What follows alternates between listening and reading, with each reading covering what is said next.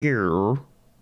Welcome to Of Knights and Gnats, where in chat we will be starting this session with a Deadpool. Get your votes in because the players left off last episode in a very precarious state. Low health, low resources, and I'm going to read a quick recap for you all.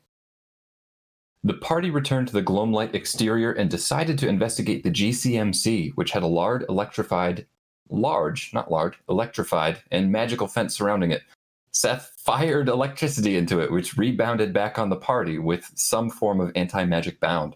The party decided to check on some other elements of Gloamlight, since that avenue of egress was found to be a little hostile. First of which was the red glowing light from the agricultural sector, also known as the Gardens. They were still intact, the landscape there, that is, and the party made some dire discoveries of their surroundings. The soil was, in fact, blood and flesh, which might account for where that went, in reference to the bone piles that they had found in some of the mushroom homes. The crystal itself appeared to be growing out of the irrigation well and was half crystal and half living. The gnomish bots that were reacting to it were all hostile as well, the farming bots. So, naturally, Seth shot it with lightning, suddenly teaching the entity growing Gloamlight how to harness electricity of its own. It simulated a thunderstorm complete with magical lightning and raining blood from its irrigation system. The bots then attacked the party, which defended themselves and returned fire on the crystal. Drea managed to skewer it with her sword and found that she was able to attempt to possess it with her sentience. She was successful, and this granted her a glimpse into the sheer massive scale of the entity and its presence within Gloamlight. It demanded to know what she loved, and she replied that was more or less nothing, and that she wished the entity to end itself. She was victorious in this battle of wills and convinced the creature, entity, to sever a portion of itself. But the reach of this action is yet to be completely seen. The party fled, but not before Ren took the blade in his hand and pulled it out of the crystal. As he did so, the creature's will of death entered the young gnome, throwing him backwards with 0 hit points on the verge of death. The party was able to resuscitate him and then leave this place as quickly as they could among the raining blood, lightning underground, and finally tentacles that came down to investigate why the creature had been killing part of itself.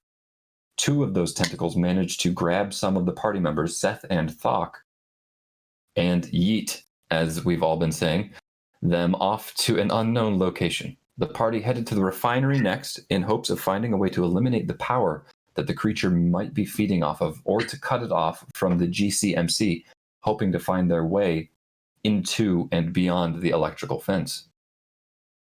They did. They arrived here and found themselves face to face with a very peculiar chamber, with several brands of crystals that appear to be from the mines surrounding.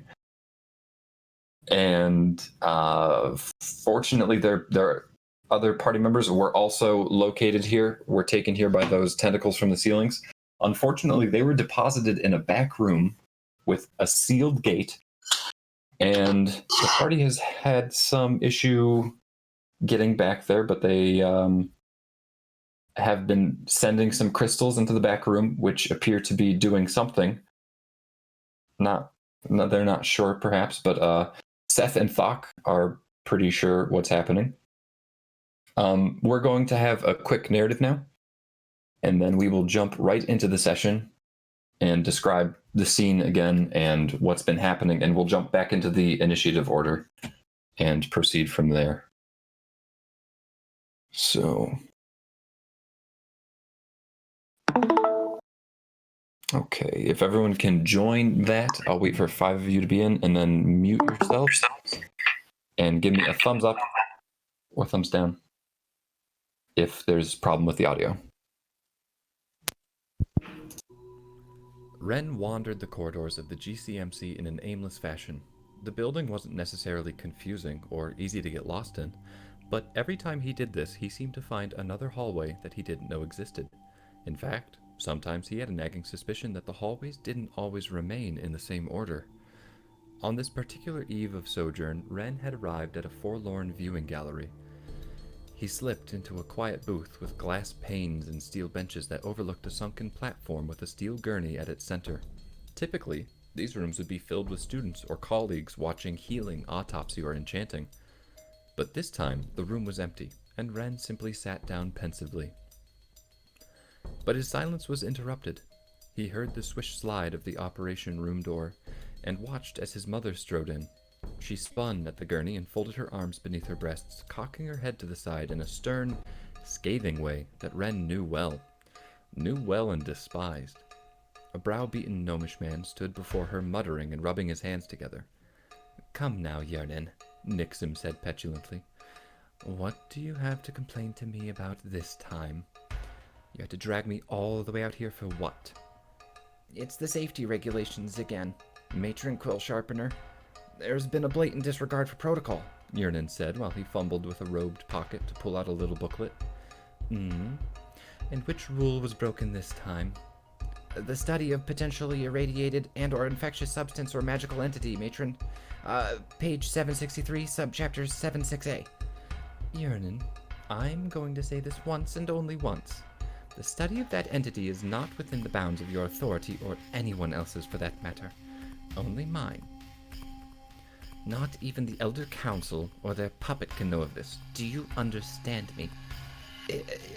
"Yes, Matron," Yernin stuttered. "Mark my words, Yernin.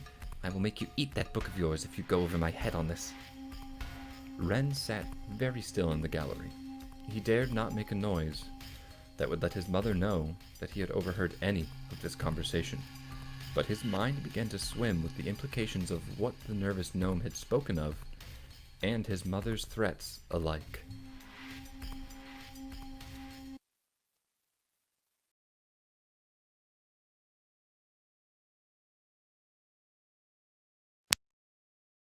All right. So, without further ado, the music is playing.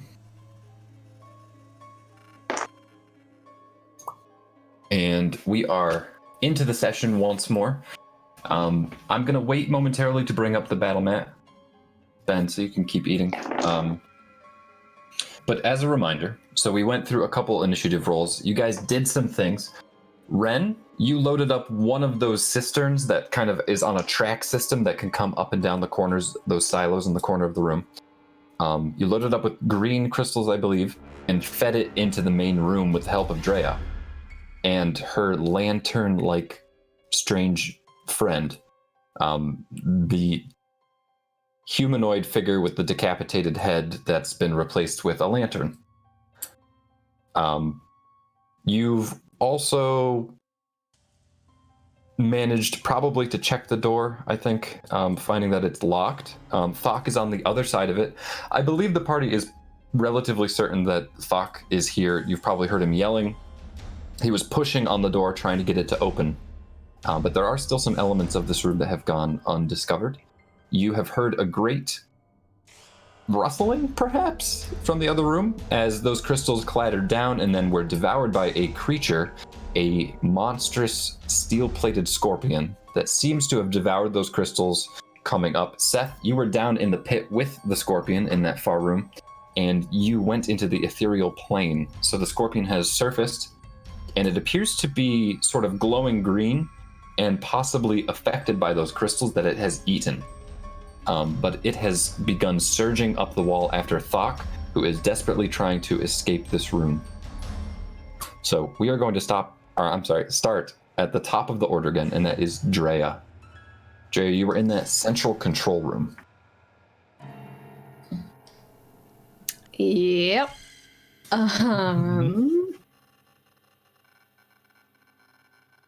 I have no idea what to do. Have we seen the creature yet? Like through the gate? No, it hasn't quite crested up, and so it's still behind the door. Alright,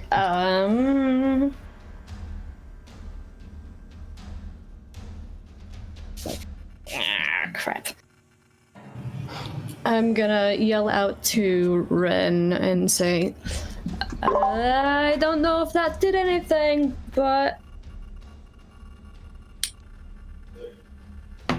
try something else. Me either. There's a dark corner in that room. Maybe go check there. Can I walk over to the corner? Yeah, Or where is it? You can. I'm playing pretty loosely with your movement speed. I'll dash with it. Okay. Yeah, you can make it over and give it a scan. Do you have dark vision? Yes, I do. Okay. All right. There does dark vision. Superior. All right. There does appear to be something written on the wall in this chamber. However, it is very dark, so making it all out might be challenging. Also, do you speak Gnomish? No, I don't. Okay, there's something written on the wall in blood. Another very long, rambling, maddening sentence in that chamber, and underneath it is an emaciated gnome. Looks like, yeah, all of his muscle and fluids have been like drained out of him. Ren, there's something written over here. You might wanna come look. Okay. It's my turn. Okay, not a bad turn. It's just all very strange how we've ended up here, but that's D&D. Gabe, if you want to use the battle mat, we can. Okay. We don't have to. I'm just. If you were waiting for me, you said that on my last bite of my Yeah. sandwich, so Okay. I'm good. No, I'm gonna give it one run through probably, Okay. and then we'll hop in. Because Alert. for now, I can. It's just Thok and Seth. So, Yeah. Thok, it is your turn. So you hear a great scrambling behind you. You are at the door though, trying to push it open. I believe you made an attempt, and I said it would be very, very challenging to open this door. Mm-hmm. Is the creature on my level? Yeah, he's like on the walkway. Yeah, let's say it's probably made its way right behind you. How close? Within 5 feet. It's scrambled up. It's surveying you.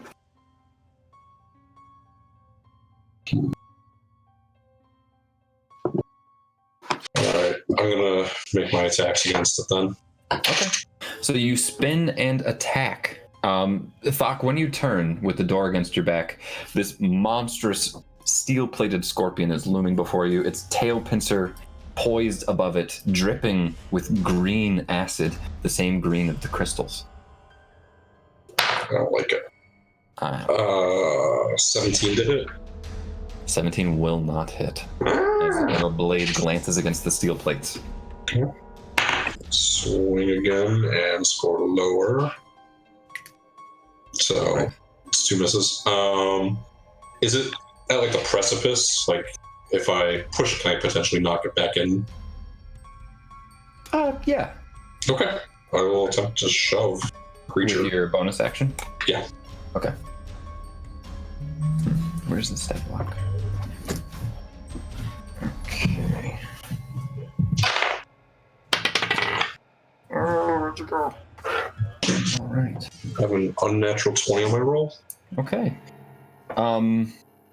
Did we determine that there are not rules for size? No, I think it's one larger for shove. Okay.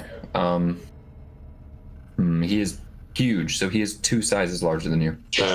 Well, I am going to say that he gets shoved back maybe 5 feet. I'll give you that much. okay. But he doesn't quite fall back in, or rather, I'm going to give him a dexterity saving throw. And we'll kind Okay. of leave it See what there. happens. Yeah. That's a 2. I will say that it falls back in. Cool. I'll take it. Bear in mind, he will make it right back to you next turn. Mm-hmm. He has fallen in. Little breathing room for now. Yeah. I'll just yell out, the door will be very hard to move. I'm not sure if there's another way in. Just Okay. I turn by the door again. Okay. Very good. Ren, it is your turn. Can I run over and see that bloody writing? You may, yeah. Okay. Might take a dash to get over there, and then you just look up and read it.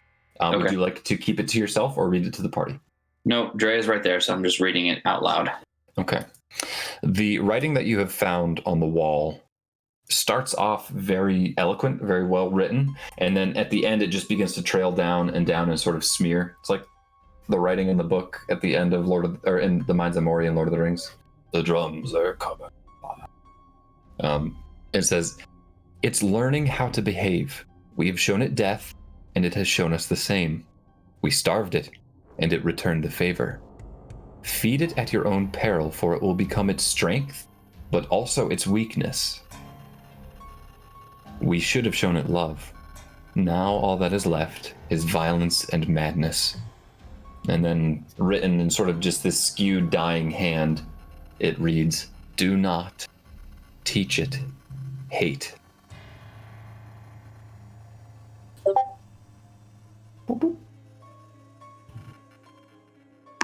Was that me? I don't know. I want to mute that. Okay. So Ren read this aloud, right? Yes.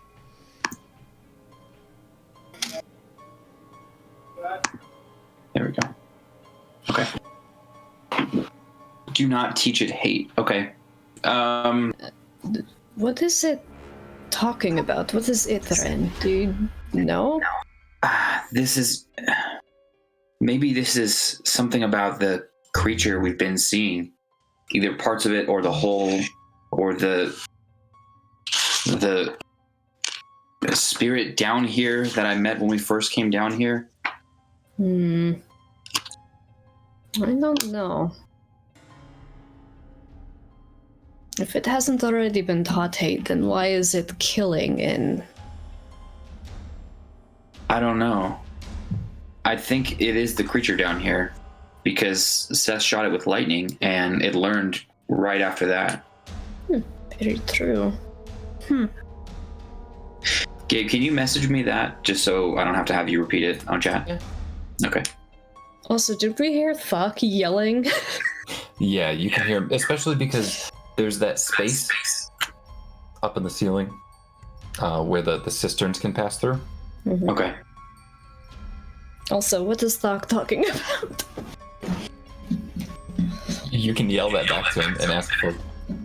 Yeah, I hope he's okay. Thok! Can I respond on this or wait for my turn?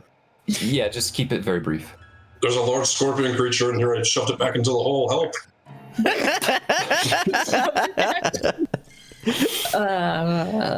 Well, Ren, I think we've found our it. Or at least Where- part, maybe. Yeah. Where's that little lantern guy? He is back in the control room, standing at the ready. Okay. On my next turn, I'll interact with him. Okay. All right. So that will bring us to the creature, which comes surging back up to you, Thok. And is going to make some attacks.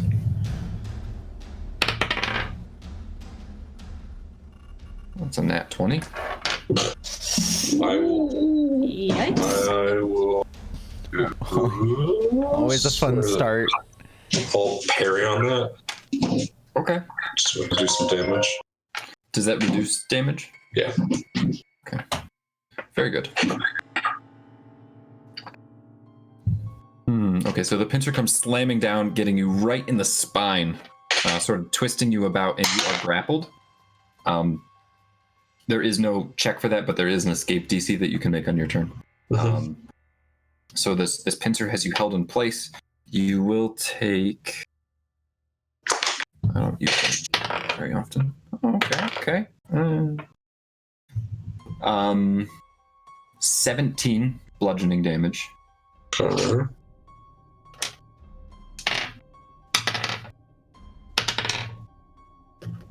And 11 acid damage. And it makes another attack, which fortunately then misses. The second pincer slams in behind you, but then the pincer raises, poised up in the air, and natural fail. So I had a crit hit and a crit fail in one turn. So it just sort of goes over your head and thunks into the door behind you, rattling it. Okay. And since it's a crit fail, I'm going to say that it gets stuck in the wall And in order to remove it, it releases you from the grapple and then pulls itself free. Okay. Sort of a little bonus to having a crit fail. Okay, that will end its turn. It is still right next to you, and that will bring us to Kevin.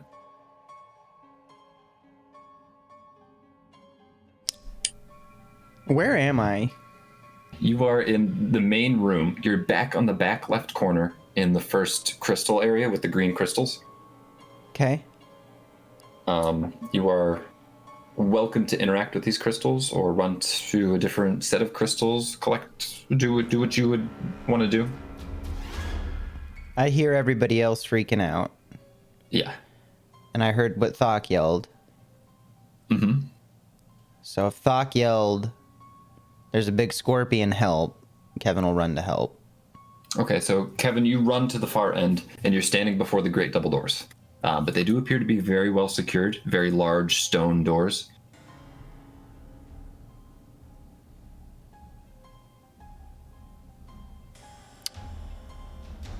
And there is the opening up in the ceiling.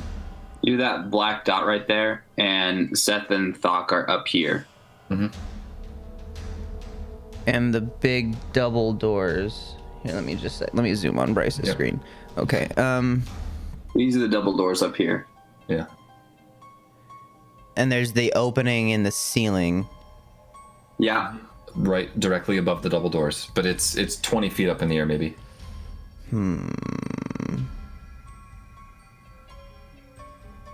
God, Bear Kevin could climb that no problem, but Well, I mean, the cisterns are able to pass in and out.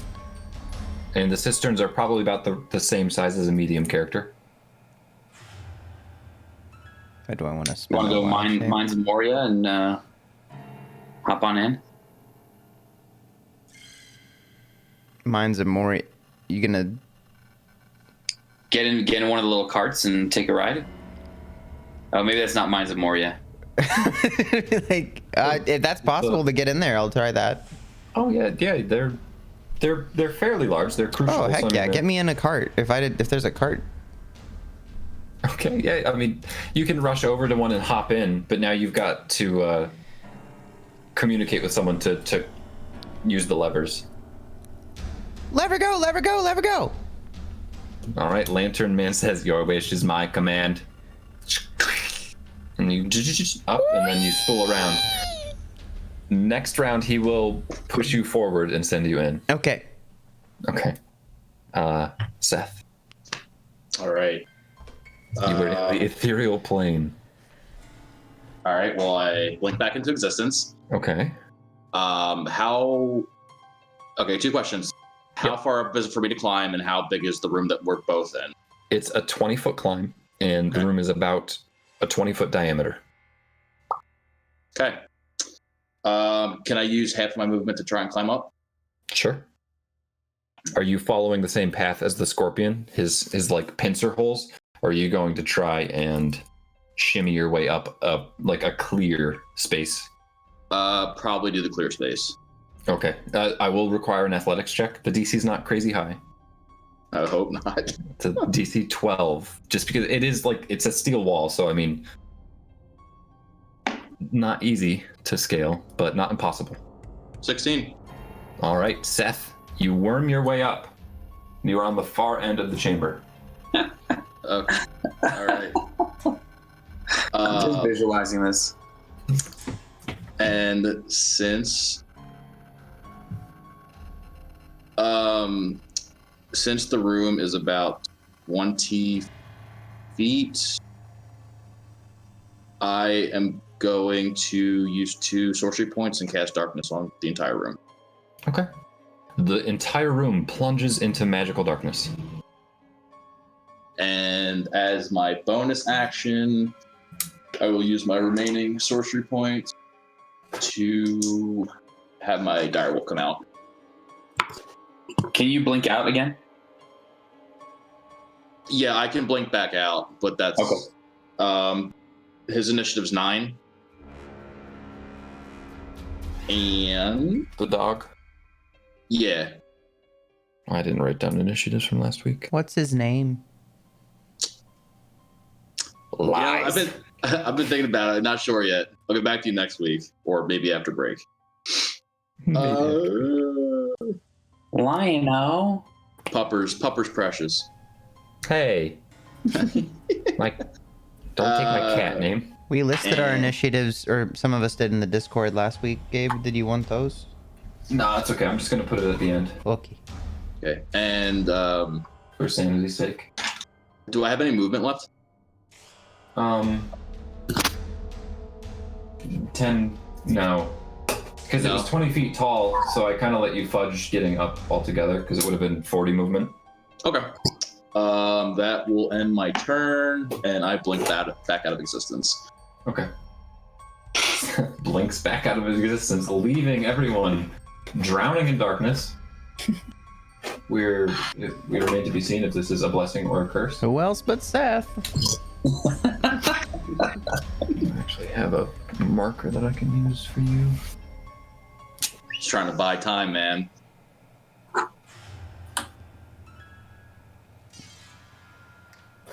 Okay.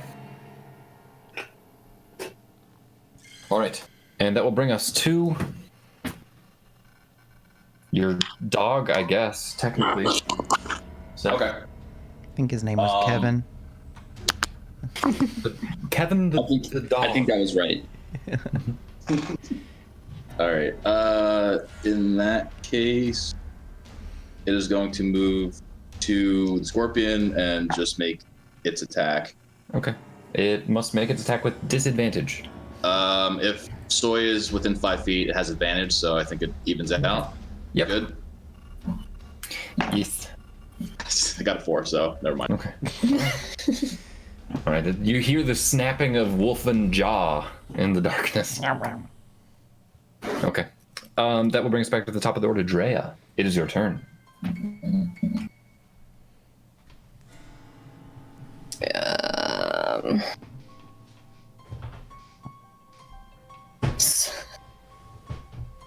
I still don't know what to do. I'm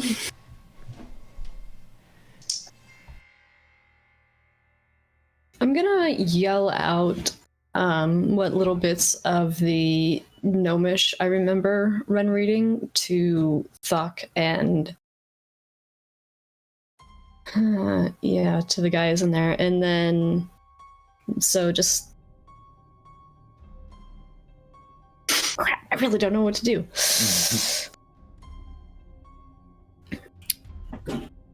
And there's nothing else in this corner, like at all. It's just all black and blood and a dead dude. Yeah, it's just it's the one empty one. The rest all have crystals in them. Okay, and what color are the crystals? Green? Green, yellow, and blue. And then in the center, there's still that lantern-like creature that obeys basic commands. Mm-hmm. Okay. I'm gonna dash back over to the lantern man so I don't have to yell across the entirety of the room and talk to him and say, is there anything that you can do other than pull levers? Please. I can shine light wherever you like. My head is a lantern. Do you know anything about the beast inside? No, it came here after me. Oh, But I am a recent creation. Have you seen my head? no, but I'm sure there are plenty of others that we can borrow for you. Thok, would you like to see what the blue does, maybe? Nothing left to lose. Alright, let's do it. Blue. Okay, so I'll turn to him and say blue. blue. Okay, all right. He grabs one of the levers and he pulls it. Kevin, you go flying backwards over to the blue corner. I thought he was through. Is it not his turn yet? Oh. No, it brings it's two-part. So it's Whoops. from crystal to the center and then center in. But he was at so Kevin's at the center and now Kevin goes flying back over to the blue and then slams down into the ground. Alright, if he wants to go in, he can go in with it. Dump it when you're ready, Lantern. Oh wait, no, it needs to be loaded, right? Mm-hmm. Yeah, someone need to grab it. Action economy is the real killer here, apparently. Yeah, really. You can yell though to Kevin just to have him scoop some up on his turn. Yeah, I'll do that. Kevin, get some of the blue things and take them with you. Okay. Okay. And then on Kevin's turn, like I'll allow I would like the to lantern scoop man too. All of the available blue things that I Okay, can. there's a lot. There's like these large mounds. Kevin does as much as Kevin can do in a Kevin turn. Okay, very good. Drea, is that your turn? Yeah. Okay. Thok, it is your turn. Since I'm shrouded in darkness with my back against a door, Yep. I'm just gonna try to punch that door open. Okay. Make a strength athletics check. That's such a Thok answer. Yeah. That's all I got. Athletics. Actually, I don't know. I've got the paper that's in front of me, so I'm flipping through the pages on my phone. Unnatural 20. Okay. You batter into the door and it opens partway. You can see through. You know you've made a success. You Okay. think if you get that one more time, it'll break open. Okay. I'm gonna use second wind while I'm at it and Okay. heal up a little. Actually, you know what? I action surge and hit the door again. Yep, that's exactly what I'm doing. I was like, you know, we might as well get out of here. fucking. There we go. That's a better roll. 23. All right. The doors come flying open, and I guess technically the party sees nothing. It's just darkness. All we hear is just a whoop. Yeah. A rattle and as a swish of the doors opening as darkness swirls behind them. Yeah, I'm gonna run out. All right. You will incur an attack of opportunity. I'll take it. Okay. 19 to hit. Meets it, beats it. A Would it be with pincer- would it be disadvantage? Oh, because of yep, darkness? yep. Good call. I rolled lower. Hey! Swishes over your head, snapping at nothingness. Good call, Scott. Because that would have also grappled you. Yes. All right.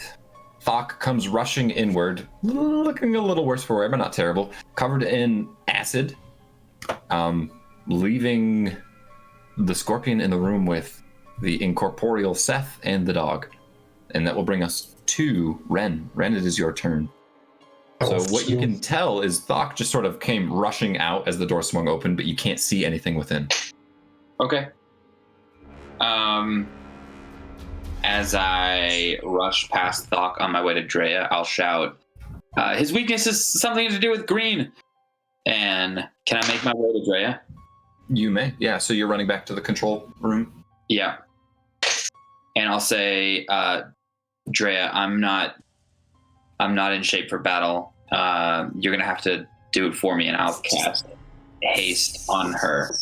Oh. Okay. I was wondering if you had that or not. Can you describe for Ash? I don't know what that does. Yeah. So you temporarily feel like a combat badass. You get your speed is doubled. You get +2 bonus to your AC. You got advantage on dex saving throws, and you have one additional attack every turn. If you Sorry, take attack action. one additional action every turn. If you take attack, you basically get an extra attack added on. So you'll have 3 attacks, and then your bonus action. Can you just do a quick rerun through that? Like, just Yep. list it off so I can write it. +2 to AC. Yep. Your speed is doubled. Okay. Advantage on dex saves, All right. and the extra action. All right. Thank you. All right. So, Ben, let's move to the combat now that that door has been opened. Ready when you are. Whose turn is it going to be? It will be the monster's turn, and then Kevin Okay. next. Ah. Stop auto-focusing. Okay. There's a big Scorpy. Yeah. Okay, so you'll note that there's lightning coming out of his tail, Just imagine it's acid. Okay. Because Or am I? Dungeon Daddy's on a budget. Technically, you are. There. Embracing the name. Yeah, I like it it. is what it is. Anyway, so I'm gonna change up the music really quickly. Okey-doke. It is the monster's turn. The monster is going to rush forward, chasing Thok down. I'm sorry. That will give the dog an attack of opportunity with disadvantage, Seth. All right.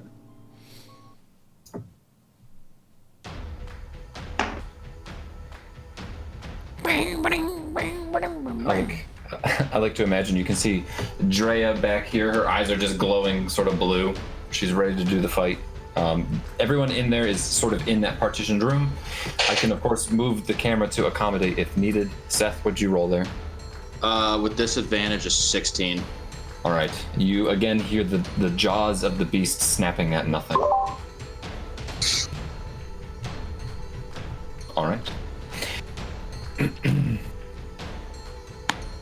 That will bring us to the monster. The monster does rush forth. Thok, you find it behind you once again, annoyingly enough.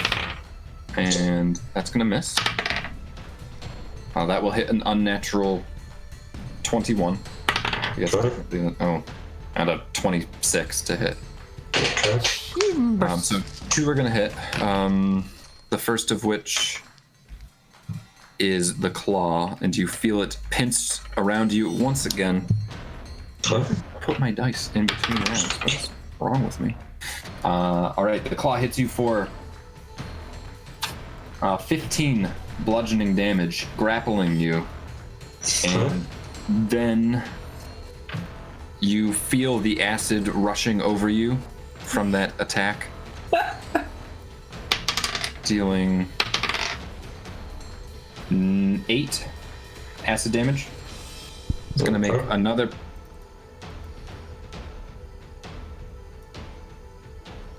Froze.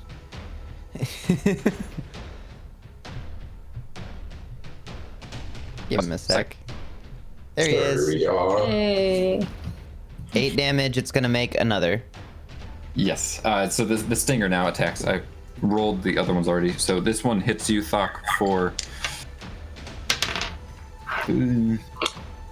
13 piercing damage Okay, I'm still up barely. and 4 lightning damage. And that would reduce me to 0, but because of relentless endurance, I stand with 1 hit point. All right. You see Thok die and come back to life with fury in his eyes. All right, Thok. Does that allow you to do anything, like make an attack or anything? No. Okay. You are still alive. That is its turn. And that will bring us to... The Orcish Fury feat, I'd get that, but I don't have that yet. Okay. Maybe that's what I was confusing in. Okay. Kevin, it is your turn. Technically, you're back at blue. What would you like to do? Loading up blue. All right, Kevin. Kevin sees what's happening in the other room. It's kind of like the Spider-Man scenes where Stanley is the janitor and he's got his headphones on. Kevin is in the turret, just like loading up crystals as Thok is just brutally being clawed by this monstrous creature in the background. Drea told me to Just- do it. I'm gonna do it. Okay, Kevin, you've got a great, nice armful of these blue crystals. Yep. Do you hop back in? Yep. No. Would you like to command Lantern Man to move you? Yep. All right. So, Kevin, what do you yell to Lantern Man? I just want to hear Kevin. Lever ready, go! Your wish is my command. By the way, have you seen ahead? And it cranks it, and up you go. And swinging right dangerously over top the battlefield. I don't know what I'm doing with Just these. imagine off screen. There's just like a tinkling of crystals as this the crucible bowl just goes flying across the rack. All right, Kevin, you are hovering above the party. I'm using all of my lifts currently. for the battlefield. Bear with me one moment. I'm a bear. Hey. Are you? Not right now. Kevin, that's a lie. All right, Kevin. Oh my god, I'm so precarious. A little wobbly. Okay, Kevin, that is your turn. Yep. Seth, you are the invisible man in the back. Okay. I'm going to drop darkness. Okay. Convinced you just make me use it to pull this out and put it away. You should just Alright. use drop sheets. There is. The cameo. Here, I hide them. let me adjust it. There we go. No, are you zooming in on it?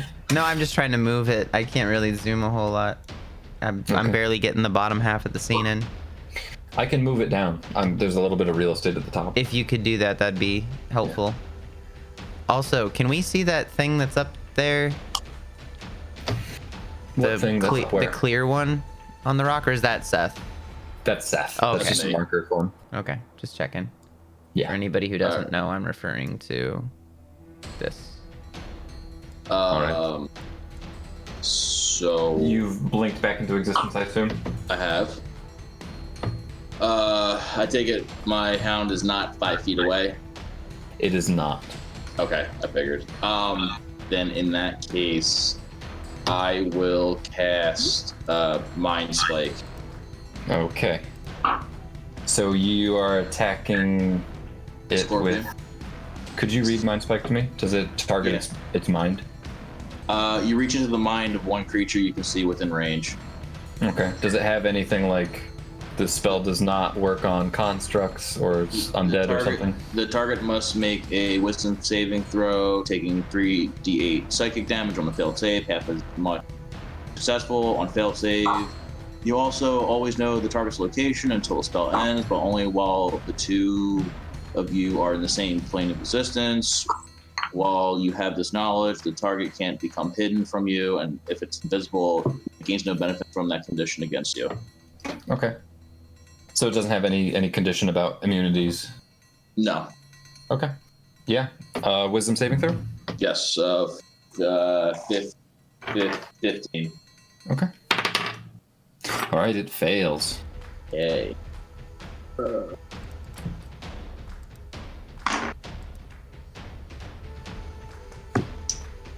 I was actually 1 point away from max damage, so 8, 16. Can't do math, dude. God. That's okay. That's why I have a big calculator. With big buttons. 23 psychic damage. Okay. All right, Seth. You drive a spike of psychic energy into what you hope is the mind of the creature. The results are not quite as you would please. Instead, you see a gathering of maddening whispers begin to collect around its form. It does take half damage, Okay. and you see its armor begin to shimmer with a purple and black hue.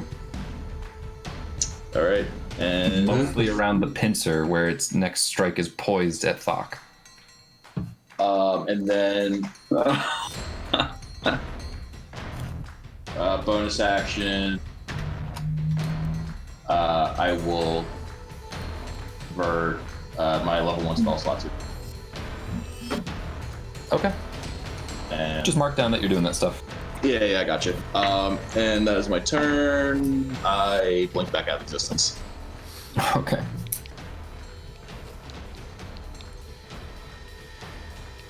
And you're keeping track of that? Yeah, round 3 to 10. Okay. All right. So that was Seth's turn. Seth, it is your dog's turn.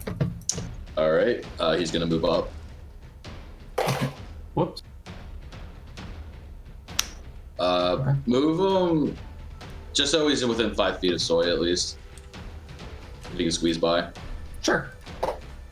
And he's going to make attack. And 24 to hit, Okay, that does hit. or 23. Mhm. And it is... Is this magical damage, Scott, or is it just direwolf damage? It's just direwolf damage. Okay.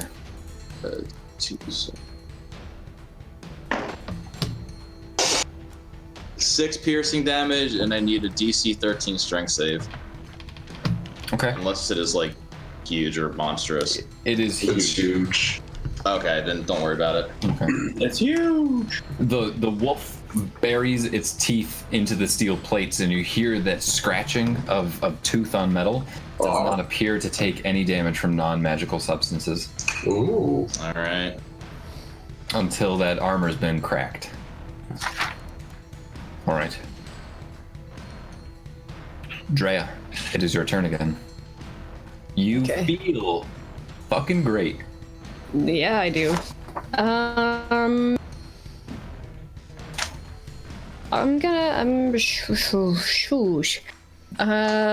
gonna gruffly nod my thanks to Ren and just say, "Stay here, stay safe," and turn to the Lantern Man and say, "Can you fight?"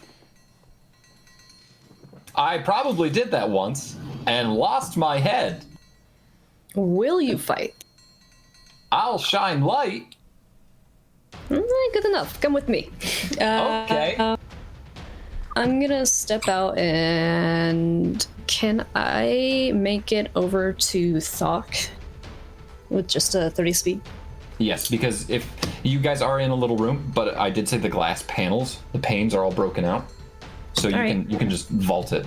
And Yeah, sure. you have double movement, remember? Remember, got 60 now. Oh, You can take a lap around the partitioned room and still make it to Thok. yeah, I'm gonna go over. Ow.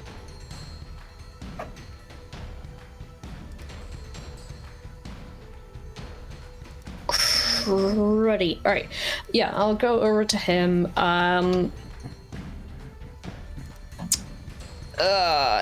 Would you say it is possible right now with Fox ego to like try and step between him and nudge him back for Soya? No, he won't let me stand in front of him. Not after I got dropped to 0 like that. Nope. Alright. Then I'll try and stand in front of him a little bit, or at least a lot. Okay. And crap, I have another action. And I will cast crap. We can retcon and say that you cast the spell before you move. Because you can move, cast a spell, then move. If you're just worried about the disadvantage from being right up against it. No. I'm just trying to think of if I use a damage against it, it's probably just gonna take it back. So I'm going to green flame blade Okay. and do Now- that attack. Bear in mind, if you use the cantrip, you'll give up on the extra 2 attacks. Because technically, Will I, even with war yeah. magic? I think it lets you make an attack with your bonus action if you cast a cantrip with your main action. I can reread it really quickly, to make sure I'm not Okay. screwing. But then wouldn't she have just that just don't extra action know. from haste too? Well, yes, but don't you have to make an attack, like a physical attack, to get that? No, Yeah. it's just you just get an extra action, so you can use it for any purpose of an action. But if you use an attack on the first action, then this second action only gives you 1 extra attack. Okay, Is that bear count? with me. Bear with me. I'm a bear. Also, does anybody else see me like wiggling on top of that thing? Like every time Gabe Yeah. kind of moves towards the, Oh. every time he moves towards the It's thing, my the- character's like, ah. It's the effect of you and the ball. You're Oh yeah. I'm just jiggling.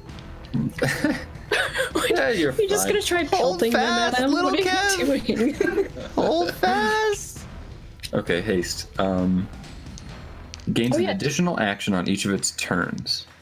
The action can only be used to take the attack, 1 weapon attack, dash, disengage, hide, use an object. One weapon. Yeah. So you could cast Green Flame Blade then make an attack, and then make an attack with your bonus action. But I will warn you, you could, without using the cantrip, make 3 attacks, and, well, it's the same either way. Mm-hmm. So, dealer's choice. But I think that your damage would be better with the green flame blade. Yeah, I'm just gonna do that anyways. Okay. That's only if you use your bonus action as well to make that additional war magic attack. Yeah, that's. Yeah, sure, that's fine. That's just a heads up that your bonus action will be taken out of the equation. Yep. Okay. All right, very well. Make the green flame blade attack. And then 2 more attacks. Yee. 9 to hit. That's not gonna go. Unfortunately, no. Do I still get that extra attack if I failed the war magic? Aye. Regular blah blah blah. Habla. Nat 20. Hey. Will hit, as it Hey. must. Don't forget to double all rolled dice. Yep. And then just add the same modifier as usual. Mm-hmm. 8. That would be 14 sword damage. All right. Again, it doesn't feel like you've dealt as much damage as you would like, Yeah. but it does strike true and it does deal damage. Alright. Did that lantern man follow me out by chance? Sure. Yeah, he's right behind you. He's kind of been breaking action economy just in general, so. Okay. Just bear in mind, there's no one for the levers now. I mean, Ren's back there. True. I did tell him to stay safe Yeah. in the little hut. He might need an intelligence check to grab the correct one to make it do what he wants, but 1 out of 3. Or 3? 4. I don't know. I'll make it up when we get there. Improv. No, I mean corners. There's. Yeah. Ah. Yeah, so there's like 5, but yeah. So yeah. I did that attack. It poopy, and just as a reminder, I am standing in front of Thok. Well, you tried to, right? But Thok wouldn't let you past. I mean, you can. Right? That was kind of the shtick. Thok doesn't I'm want not anyone sure. to interpose, correct? Yeah. Oh shit! All right. You can still try to. Like, you can try and wriggle your way in. I'll let No, you make it's an athletics fine. check. He's being a bud. He can risk his life. You do have 1 more attack with your bonus action. Dude. Yeah, sure. Why not? 12. All right. Unfortunately, that will miss. But you do score 1 good blow against the creature, which is heavily armored. All right. Is that your turn, Drea?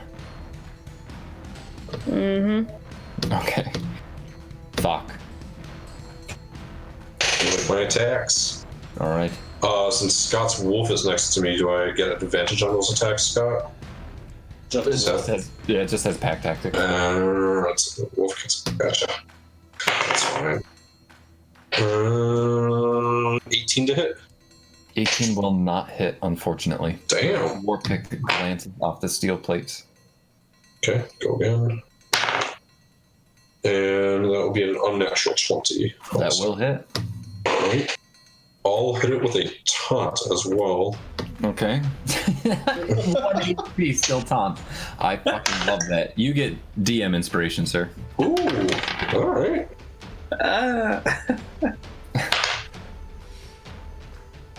Just put a scratch.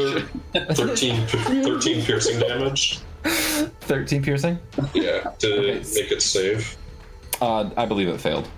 Ooh. I just yell, hit me, you sissy. It responds with a series of hisses and clicks that sounds kind of like... I'm never making that noise again. He says that every week, and then he continues to make the noise. That was a little bit new. It was more aggressive slurping. Last time it was more like mucking about. I like that noise. That's a good one. Thank you. But I did that just because I know that Drea's got the sentinel feat, so if I get attacked, she'll get a reaction attack. There you go. Just trying to play into this a bit. Indeed. I like your sacrifice. I hope he doesn't keep attacking you when you go down. If That's my turn. If I go down. You're embodying Thok right now. Okay. All right, again, the damage was not as pure as you would have liked, Thok. Ren, did I skip you? No, you're up next. I'm sorry. Okay. You're good. We are good. You are up. Okay. The side of this control tower, is there a window that sees out, or do I have to get out? There's windows on all four corners that have all been broken out. Okay, got it. And then which side is the door on? Does it matter? It doesn't matter. I would say it's probably behind you, but like Okay. it would be. I wouldn't. There's not even a check for you to leg it over a ledge. Okay. I just need a clear line of sight where I'm not gonna. You can keep cover. You can keep half cover from within and fire out perfectly fine, unless you're worried about hitting someone. That's what I'm worried about. Okay. Okay. I would say you'd probably want to hop out the other side, Okay. and you could probably make it to like there, and then shoot over the beast. Or the Okay. Let me be a little further back. Okay. Even further. Yeah. I'm not taking any chance. 20. That's 25. You could be here, I guess. All right. Great. A little bit farther back. All right, I'm gonna launch a lightning bolt at it, and I'm going to use one of my character's ability to channel acid energy into it. Bravo. He could do one now? Yes. I can change damage type once before long rests. This might have been a subtle nod to his character's abilities. I'm glad that it happened. All right, dex save. Okay. I fail. Hmm. Right. This creature has vulnerability to acid damage right now. So whatever damage you get, double. Oh. All right. It does have a little unfortunate twist, but 52 damage. 52 damage. All right. All right. It takes all of it. Can I do one other thing? You may. Okay, I'm gonna channel a little bit more energy into it and use a level 1 spell slot to add 2d10 damage. Okay. But this is force. Okay, so it'll just be flat and it might actually still be reduced. Actually, no, because once you've hit it with the acid damage, I'll describe what happens. Just report exactly how much damage you deal. Okay, it's another 13. So 52 plus 13. Okay. Damn. All right, the creature's on its last legs. Ooh. Very well done. It only had 100 health, but it has resistance to everything until you see this line of acid just arc out over the battlefield and slam down into the creature. The green from the crystals within begin to glow, the crystals that had infused with the creature's metallic plates, and they begin to corrode, crack, and open, revealing the soft innards of what isn't perhaps holy machine, but is a little bit of man and machine.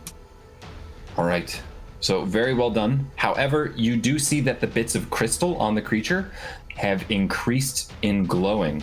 It's almost pulsing with this radioactive hue of anger. Okay. And the force damage then slams in, cracking those plates open further. Very well done. That will bring us to the monster. All right, Thok. It's going to attack you because you've pissed him off. Try to use a reaction attack now. You may.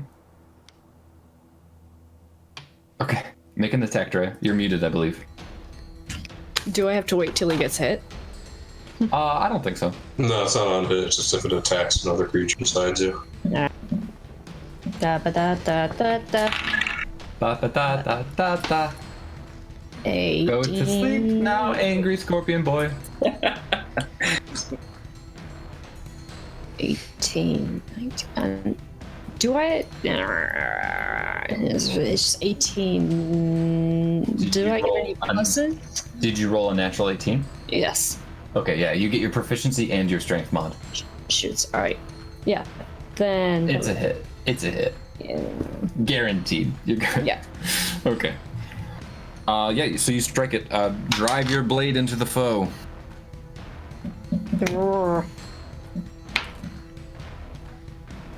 That would be 11 damage. Okay.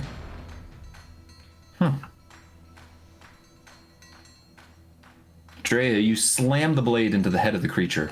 Its mandibles peeling back, letting out a rattling cry as it falls back. And the crystals begin to crackle, shatter, and pop one by one until the tail of the creature finally explodes, showering everyone within a 20-foot radius.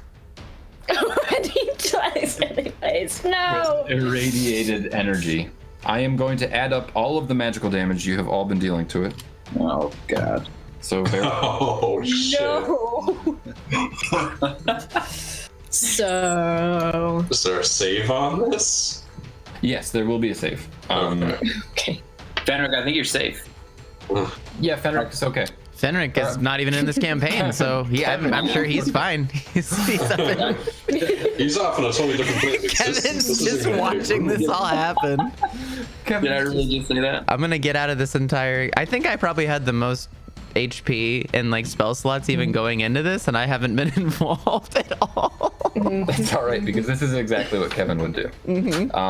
Yes, I would like Constitution saving throws because this just rails against all of you. Oh jeez. So technically, it's just Drea and Thok, and the direwolf. I'm gonna give out so many berries after this is over. Oh, God, save. That's a 12. Okay. 18. 7. Okay. Scott, you're good. You're in a different plane of existence, I think. No, for the wolf. For the wolf. Oh, what was it? 7. Okay. So Thok and the wolf fail. They will take full damage. Dre, you take half damage. And fortunately, the total of 88 damage is divided by 3. Oh. As it is shared damage. It's not focused on anyone. Are you gonna math for us, or should we even try? 29.3, so 29 and 30. 29. Down. Yeah. And if you failed, it'll be half that. I'm sorry, if you failed, it's the full 29. If you succeeded on the save, Thok, it is halved. But I think, Thok, you're just reduced to 0 health. 0. So, Thok, again, the shatter of acidic crystals blasts over the party, putting you down. Okay. Can I reactionary shield, actually? Or If no? No, it's a shield master feat that allows you to do that on Okay. dexterity saves. That's why Thok does that. Alrighty. Yeah. Oh, you mean the spell? Well, I think No. Use a reaction to attack. Go about it. yeah, true. Okay. However, as the creature erupts and falls backward, everyone is safe. Or, I mean, Thok, I'll need a death saving throw, but as long as you don't critically fail, we're probably okay. 7. Oh, thank God. All right, that's I was waiting for Michael to do the thing where he rolls and then laughs and looks up, and we all cry on the inside. I failed. Look at that. Well, listen, like I said, when Thok dies, we just bring Thak out. And the countdown to thick begins.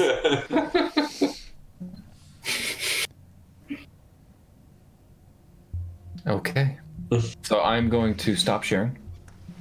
I can finally remove this from my bedroom.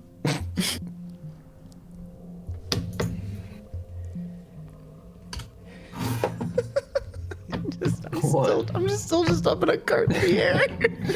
I didn't participate at all. Do you know how difficult it is to prepare like battles for you guys when some of the party members may or may not contribute? It worked. I contribute. I just didn't do it meaningfully. I did exactly what I was asked to do. I think you all played perfectly to character. I am very pleased. However, The BC has fallen. Thok is lying on the ground, probably with like chunks of acidic crystals sticking out of him. But he is pleased with himself I was because saying, definitely with a grin. yeah. A grin of ecstasy as he lies in death. All right. On a more serious note, however, what would you all like to do? We're out of initiative, so just you can all come together. Kevin, we'll start with you since you're floating up in the sky. Yep. What would you like to do? Did we win? Okay. Let me go back to the control center and just start flipping levers until something does. Make an intelligence check. Kevin's having a blast. 20, unnatural. Okay, you can discern the correct lever to pull to get it to lower, but I'll let you decide what you do. I'm gonna pull that lever. Oh, all right. Kevin slams down, probably right on top of the corpse of the creature, crushing some of the metallic plates with the crucible bowl. Got it. Nice. And then I'll cautiously say, is it dead? We think so, but Thok may or may not be poisoned. Or something, I don't know. There's green things sticking out of it. The lantern construct tilts his head to you, Ren. You kind of have to shield your eyes when he looks at you. And he says, I don't know, but in my experience, the best way to kill something is to remove its head. Okay. It's got a thing for heads. Where's your head? I don't know. If you find it, I would pay not much money for it. Whatever I have, though, I will gladly give. Okay. If I see it, I'll let you know. Thank you. Let me just go run over to Thok and the rest of the party and. Yeah, is he still dying? He's still dying. Yes. Okay. I'll blink back out of existence. Don't worry, I can pull him back from the void. I've done it myself multiple times. And I'll take the mind spike out, put it on his chest, and just make a medicine check. Okay. Make a medicine check. As Seth approaches, I guess you're using your medallion is what you like are you Do I still have the mind spike, right? I would say yes, but is it a spell focus that you can, or are you just theatrically putting it on his chest? Theatrically doing it. Okay, yeah. Make a performance check and then a medicine check. Okay. If you already made the medicine check, that can count. That's fine. I did. Okay. Report so that and then. The medicine check is a 16. The performance check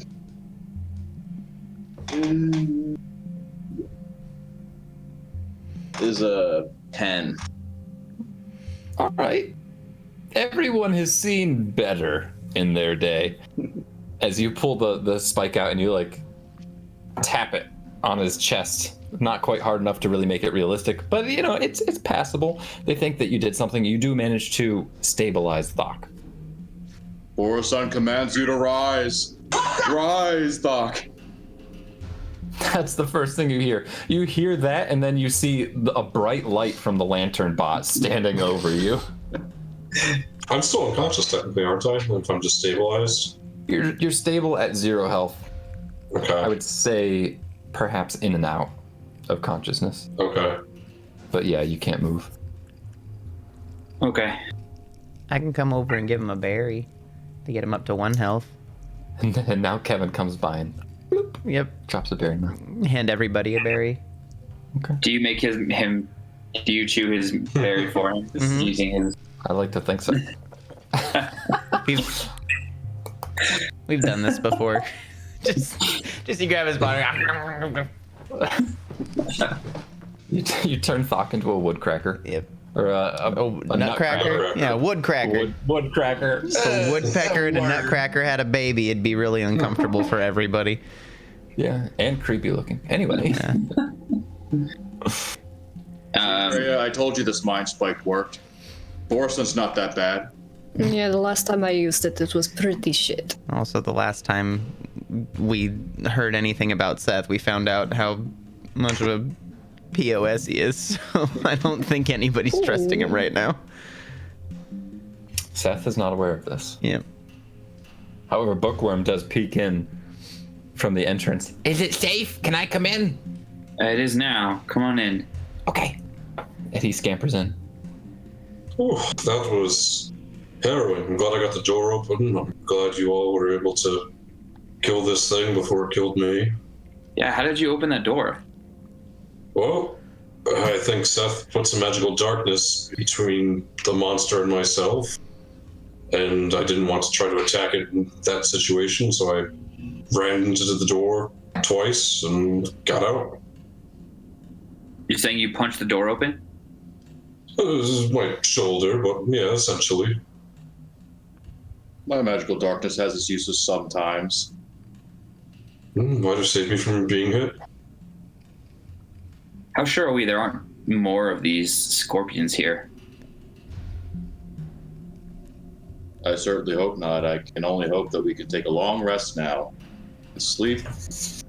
And eat. You know. Gabe, can you send me that blood-written scrawl again? I put it into the Discord chat. Oh, okay. Sorry. You're Check there. Mhm. Yeah, I think we need some sleep. Can I just kind of scan around and just see if we're alone here? What is this thing here? This lantern thing? It's some kind of a construct, I guess. It seems to be half organic and half inorganic. Well, does it communicate? Yes, seems to understand basic commands. He talks real good. without- Lantern Man, where can we rest here? You can rest your head wherever you like. I wish I had a head to rest. It's a pitiful creature then. Yes. That's very rude. How would you think you would talk if you didn't have a head? I don't think they talk at all. I'm very curious, actually, how he's talking without the head. Magic. Come at me, bro. None of your business. Well, is it safe to rest here? Are there more creatures like this one? I don't know, but many things have come and gone from the sands below. Didn't you say when I was stuck in the hole, there was a hole that was even deeper? Or am Maybe. I this? Okay. There is aspects of that hole that are changing. That's all I will say without you investigating it further. Can I go see some of these crystals? And can I investigate the crystals? Sure. I'll give him a blue one. I'm gonna go investigate the hole and double check my work. Okay. Scott, perception check with disadvantage unless you're climbing down in. Go Okay. and investigate Let me know. the hole. Bryce, if you just take crystals from Kevin, the blue ones that you haven't investigated yet, you can make an investigation check for those. Okay. Drea or Thok, anything you would like to do or say to anyone? Oh, Dre, what do you use that opening that I created there? Good work with the sword. Yeah, thanks. Although you're a little bit egotistical. Just a tiny bit. You know, I could have been meat shield or even used shield, you know, the big magic thing that I have. I think kill things faster, harder is the way. You were dead for a solid 30 seconds. That's okay. Kevin brings me back all the time. This is how it works. Yeah, this is how it works. No. Please. Doc is the kind of warrior to get eaten by the monster just so he can cut him up from the inside. Yeah. I rolled a 14 on my check, or it's a 21 if we wanted to go Arcana. Well, investigation is intelligence too. Right, but I have a few extra bits to Arcana. Okay. Proficiency. Unfortunately, Bryce, there's nothing magical about these crystals that you can tell. Okay, So it is just flat investigation. interesting. Okay. So the effects were really just by the consumption of the beast. It appears to be so, yes. Okay. And that is exactly what you gleaned from your check. All right. Great. As you have eliminated the process, but yeah, they don't appear to be natural or magical. You know that they are natural and from Gloamlight. You've heard of them and know that their applications are in some sort of manufacturing for the gnomes. Okay. You just don't have much personal experience with them. Okay. Am I still glowy? Until haste fades, I would say that there's definitely like a sheen to you. How long does haste last? It's a minute. So it's Okay, probably just about good. ended. You could start running circles around Falk like a quickling. No. I won't. Mm, I've seen that magic before. I wondered if somebody was capable of that with us. Yes. Oh, Anytime you guys need help, I am willing and able. very good spell. Like I said, kill things fast. I Indeed. believe that was faster. Mm-hmm. Okay. What about Seth? I got a 4. Seth, Yeah. there's something fishy, and you think you recall the hole being deeper than you remember the first time that you fell in. Okay. But it looks certainly like it just did a minute ago. Wait. When you fell in initially, when the tentacle deposited you, I described it as being too deep to see in. But as you Okay. fell through the darkness, you hit solid ground after 20 feet. It Oh. remains to appear as though it is only 20 feet deep. Okay. Could I actually cast a bonfire like 20 feet deep, see if I can see deeper? Sure. I mean, it is only 20 feet deep as far as you can tell, so you can just cast bonfire on the ground. Okay, yeah, I'll do that. See if I can like illuminate it, see if I can see a little farther down. Mm-hmm. When you do, the sands shift, and another pincered claw reaches up, and it begins to devour the flame. The pincer of titanium sort of scores out, grabbing the flame and pulling it under and consuming it. I would like everyone to roll for initiative. As another creature that eats magic has risen. God.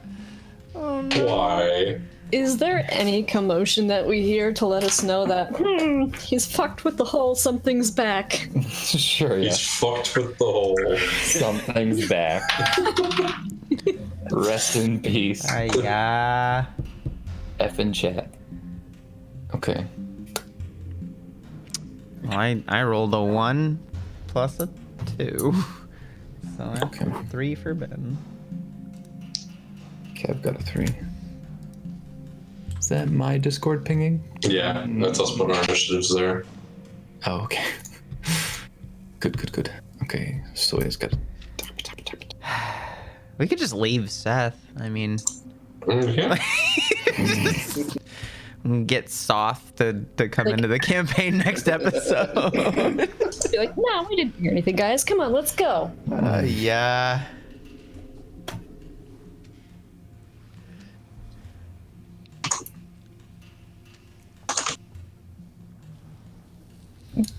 Have we had... Rest in a long time. No. When's the last time we were in a combat aside from the tentacle thingy, crystal tentacle thingy? You were in a combat with the bots, and then you rested afterward. But then you went to the crystal after that, and you also took some damage from the electrical fence debacle. Right. So just We shot electricity at the electrical fence, and then it shot it back at all of us. yes. Can't do anything right. Just stop shooting things. All I tried to do is light the fucking place up so I could see. I don't know how much clearer I can make these things without just spoiling everything. Okay, Ren, it is your turn. Just give me a second to get these in. You've heard a commotion from the other room, you see the illumination of orange sort of wash up and then wink out, and you see Seth perhaps panic. I don't know how Seth, how are you reacting to this situation? I'm turning around. I'm like, run. Okay. I will let you say that at least out of turn. And then Ren, it's your turn. Okay.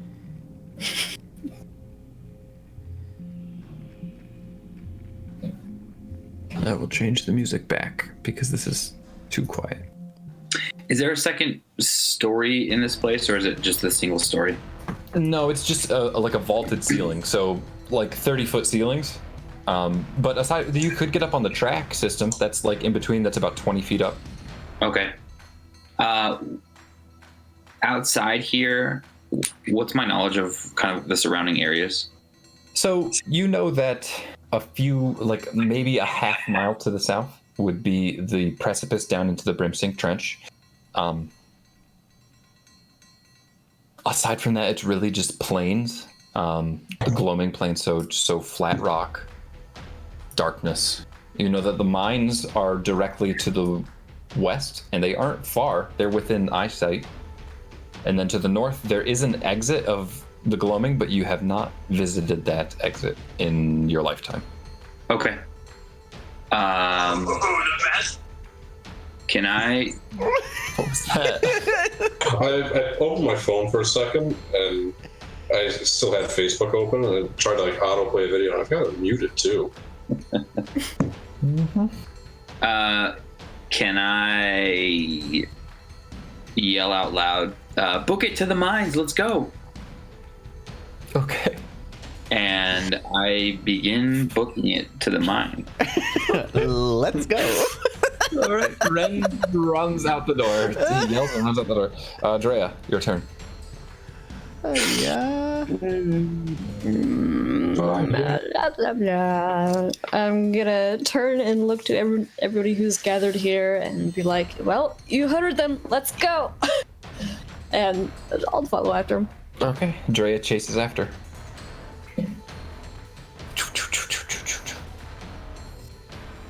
It is the monster's turn.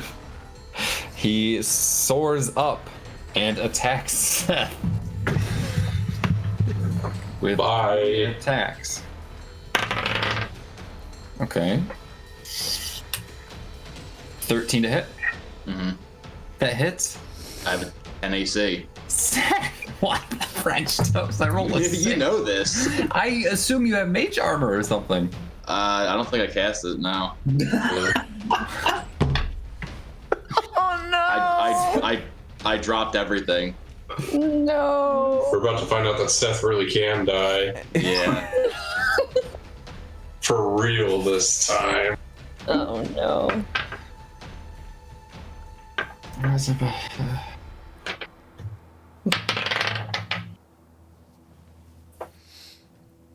Okay. You take 14 bludgeoning damage. Okay. Does a 15 hit? Yes. Okay. Okay, I rolled low. You take 5 bludgeoning damage. I only... Is your AC really just 10? A flat 10? It's a flat 10. I rolled a 4, which still hits as an 11. Okay. 10.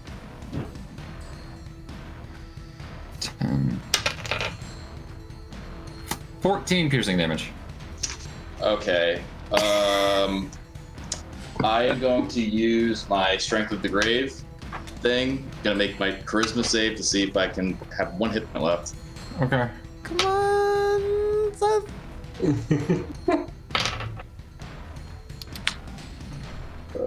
Get down.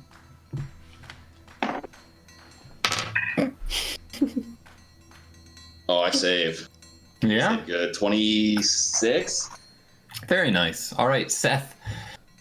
You die and come back to life. How fucking fitting. As long as we don't have to hear him say it. So... Well, You know he's gonna say I just want to not. that all depends on if you guys actually fight this creature or not. one. it. Yeah, he's gonna have to. You have 1 hit point. He's booking it with the Too rest. far away, you just run. Okay. Seth, it is your turn.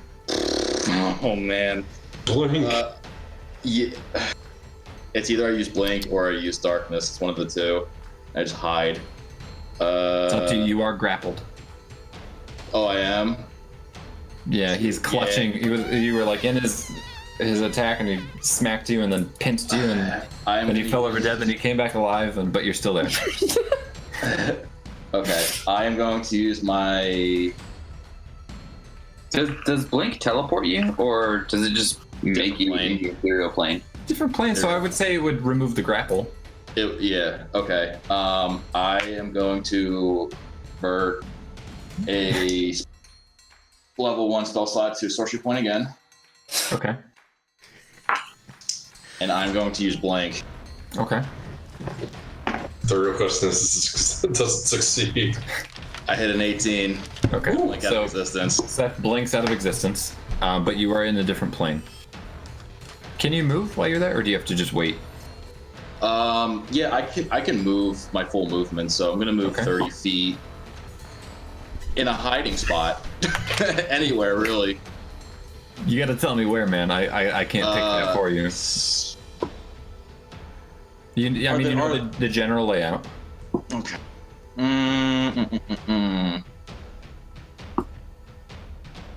How big are the doors? The double doors are 20 feet wide. 20 That feet wide. accommodate huge Are they creatures. Are they solid? They are solid. Are you just gonna run behind the door? I'm gonna run behind the door and hide.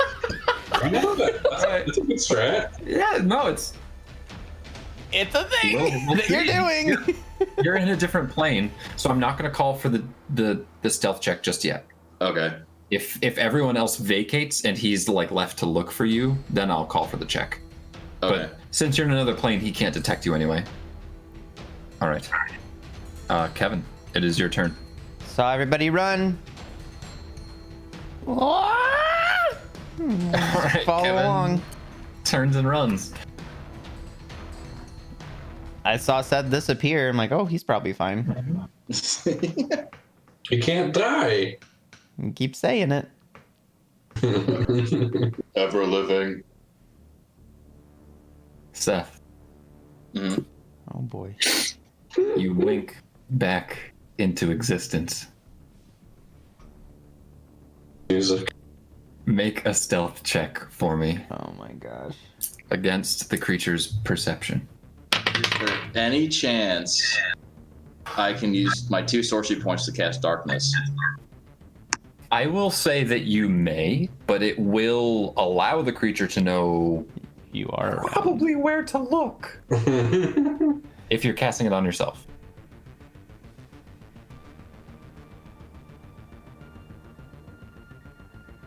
Bear in mind, this creature may not only hunt by sight, but there are a lot of smells in this chamber. Dead corpses, lantern man, or whatever he smells like. Probably smells like something. Okay. He's still actually standing there. Alright, yeah, I guess I'll do the stealth check. Okay. I mean, you're welcome to I- cast it, but if you're casting it on yourself just to get advantage, then he's going to know what part of the building to look in. Well, I can cast up to 60 feet. Yeah. So I just want you to tell me what your goal is for casting the darkness so I can appropriately rule. I want. He's within 20 feet of me, right? Yeah. He's like 10 feet away from you. Okay. But you're behind a door, so. Yeah. Spell slots. Where I've done subtle spell. Fudge.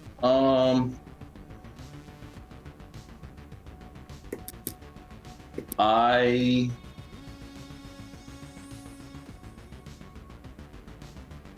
am going to cast it in the center between both of us and then try and move my way out of the door, through the doors, and just fucking haul ass. Okay, so you're casting it in the center of the chamber on that basically, so because I cast it with my 2 sorcery points, so I can see him, but he can't see me. So I just want enough where I guess I can sneak by and just start booking with the rest of them, even though I'll be far behind. So this is kind of like a smoke bomb, I guess. Yeah, that's a good way of putting it. All right, so you are casting it and then running. Yeah, because I don't really have anywhere else to hide. That was all I know. Okay, so you're not even going to make a stealth check. No, because I'm going to fail it big time. Okay. What's your movement speed? Unless, hold on, is there anything else I can hide behind? Because like I mean, you're already hiding. Like you wink back in, and you are in a hiding spot. So you are welcome to run. You can totally run, but if the creature does manage to detect you, then you are running right past him. He's huge. He's like 15, 20 feet so wide. I would attack of opportunity. Very possibly, unless you run all the way out and around, but that will cost you movement. So it's 6 of one, half a dozen of the other, kind of. Okay. Because you've cast a spell with an action, right? So you can't dash. Yeah, I can't dash. Okay. Or you can. It's up to you. Just let me know what you're doing, then I'll make the judgment and we'll roll. I'm going to. All right, I'm not gonna run then. I'm not. I'll die. Yeah. I have blink still up. So could I make it without an attack of opportunity to go back in the hole and then try and blink out again? No, because it's standing right in the doorway. Like you juked around and then ran behind out in a different plane, so it has no clue where you went because you were in a different plane. But when you wink back, it's kind of like a hold your breath moment. Okay. It's like I will do the stealth check then. Okay. Make the stealth check. Is that your final answer? That's my final answer. Okay. That is flat 15. All right. Seth, you take a deep breath. The etherealness fades as you zone back into your corporeal form. And you hear the scuttling of steel legs scratching across the floor as it inches closer and closer. You would hear breathing, but this creature isn't something that breathes. It simply knows maiming, killing, and devouring. As you hear its tail scrape against the door. And then you hear, out of the silence, "Hello, friend! Have you seen my head?" And then you hear as the creature mauls and destroys Mr. Lantern. No! No! Oh, no. Take Seth! Give back Lantern! Ben. Seth, you have succeeded in besting its perception check. God. And you wink back out of existence. Make that roll for me. Sure. Come on, man. 2. So you failed? I failed. Oh, no. You do not wink out of existence. Does the spell end? No. Okay.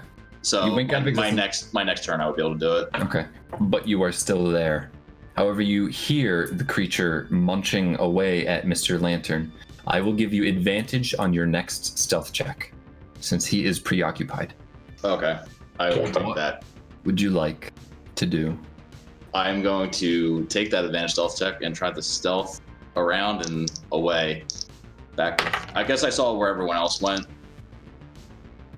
Yeah. All right. You're rolling that 20 on that game. It's up the face. I was trying to determine what that is.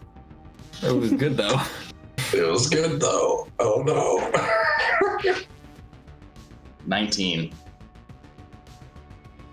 I rolled a 17. He has a +1. You have missed it by 1. Legit. All right, Seth. You creep your way across the wall, watching as he devours Mr. Lantern. You see like twitches of Mr. Lantern's legs. As he devours Mr. Lantern, you can see his skin begin to glow, and light begins to shine off of him, and that will give him advantage on his next stealth check. You make it halfway across the room, and it lifts its head, maw dripping with blood, oil, and light. It's your turn. It is 15 feet away from you. Do you slip back into etherealness? I'm going to try. Okay. Nat 20. All right. You wink out of existence. He makes perception checks. You're not there. He goes back to eating. You may move the rest of your movement to get to the mouth of the entrance. I'm going to do so. Okay. The party can look back over their shoulders to see Seth emerge. Very stealthily, perhaps shakily. Well done. We will now take a break. And I will pause the music. break. Welcome back to Knights and Gnats, where my players narrowly avoid dying every day of the week. Anyway, so the party has rushed out of the refinery and headed towards the mines. Seth narrowly has escaped the clutches of whatever it was, a big, monstrous, fleshy machine monster. And you've all run into the darkness. Now, some of you may look back over your shoulders to witness Seth slipping out. Seth, you probably pop out of etherealness after. Does that just last for 1 minute, right, Blink? 1 minute. Okay, so out of combat, you've probably not gotten very far, maybe 100 feet or so when the spell ends, and the party can look back and see you. What would you guys like to all do? Can we regroup now that we're further away? You may, yes. I Okay. assume Kevin is probably following along closely to Ren. You're about the same speed. Falk and Drea probably pulled ahead a little bit just due to longer legs. Seth, I don't think I can wait any longer to say this, but we learned what I always thought, that you can tell lies so easily. And we know that you willingly let the boy go. He told you, didn't he? Yeah. Sorry, it came up. How does it come up, Bookworm? Things were written in blood. It doesn't matter how it came up. Kevin, I just, in character, told Seth we know that he was lying. Yeah, I heard you. Okay. Bookworm hides behind Drea. I'll deal with you later, Bookworm. What does that mean? Deal with No, him. I'm putting He's a not the one who protector messed on up here. What did you say, Drea? you. Sorry, I have an arm protectively over him, and I am glaring at him with fury. Like, Okay. Look, No, I don't speak for the party here. I just speak for myself, and there's a certain level of trust that I thought we had here. It's I can say this much. I enjoy your guys' company. We were destined to be together. But I had to lie just for the sake of having you guys keep me around a little longer. I was put into a corner by Guild Frost. He came to me, gave me a message from Shar, and he took the boy. He told me if I had not given the boy to him, he would have tortured my father, potentially killed him. My only really family member that even likes me anymore. But then you lied about it to us. And you had was- many chances to tell us. I was a little scared at the moment because I had noticed I wasn't really in anyone's good grace to begin with. I thought I would have been excommunicated and left alone again.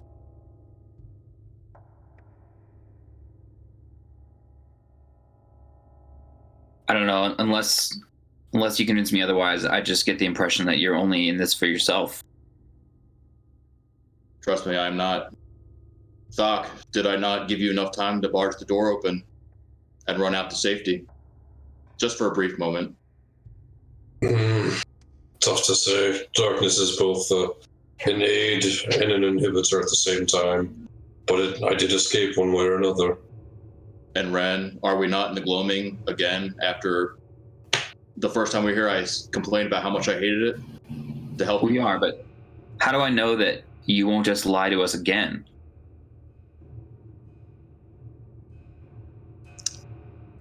It's actually a really good question. That's the thing about trust, is once it's broken, it's very, very hard to get back. I will work on trying not to lie again. Just as long as you guys keep me around, I will play my part. You don't have to like me. I just What a enjoy. relief. I'm gonna look around to everyone else. I enjoy being around you guys. Drea, did we not bring you back to your former body? I was there. When I was disguised as Teresa. You know nothing of what I am. This is a curse. Having my body means that I am more vulnerable. And you were hiding in a corner.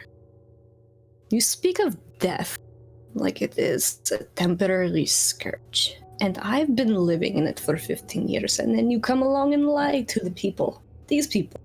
I mean, Good do you see me? I'm pretty sure I can die. I think I was only given a 1-day pass. And yet you're arrogant. Arrogant beyond belief, to the point in which you put us in risk.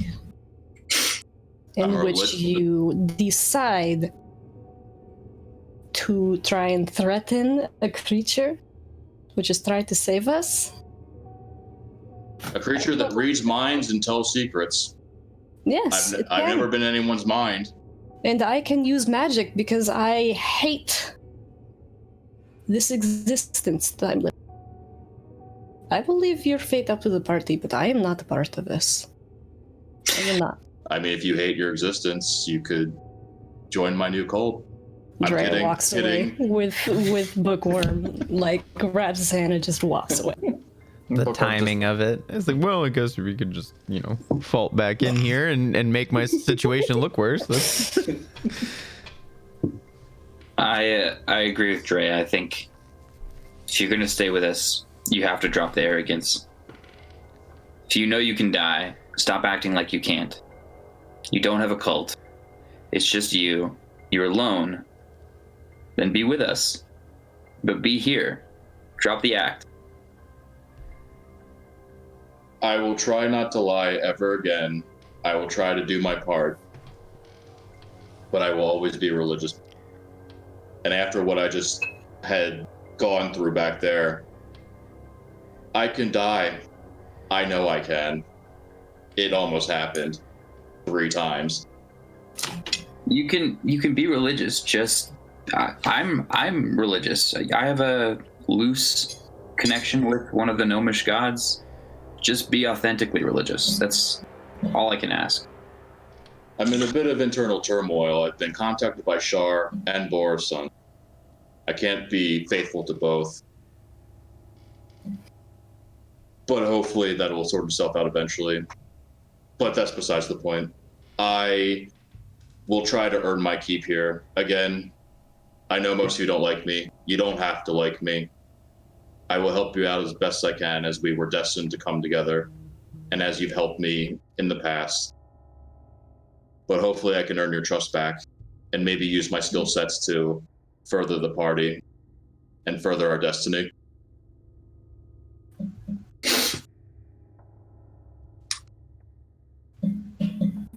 Well, I'm going to go away now and let you guys think. I'm going to go lay down and sleep. Good night. See you tomorrow, hopefully. Bookworm, I'm sorry I snapped. It's okay. Just don't read my mind again, please. Okay. and I just walk off. All right. I would like you, Seth, to make a perception check as you head into the darkness. Do I hear any mechanical sounds? You know? Make the perception check, and I'll tell you.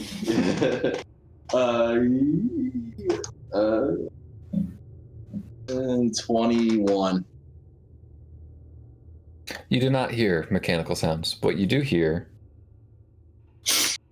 is a slight sound of gravel scraping in the distance to the west. And you see a figure begin to run toward the mines. Okay. Just to let you guys know that I'm a team player, there's something running towards the mines. I hear gravel on stone. Thanks, Seth. You're welcome. Good night. Well, someone should take watch. I will. So are we just I'll put my hand up. Okay. are we just Pretending in like the it didn't darkness? happen? Or I mean, are we gonna go charging in without taking a long rest again? no? Okay. 3 party members down to 1 HP. Let's go, guys. I mean, we could still get to 4 or 5 party members down with 1 HP if you guys really want to. Play How on about hard mode. That's gonna be 1 hit. In the distance, you see the figure trip and fall on all fours, and you hear, oh. When he scrambles up, he runs. That was not supposed to sound at all remotely the way that Ben's face told me it sounded.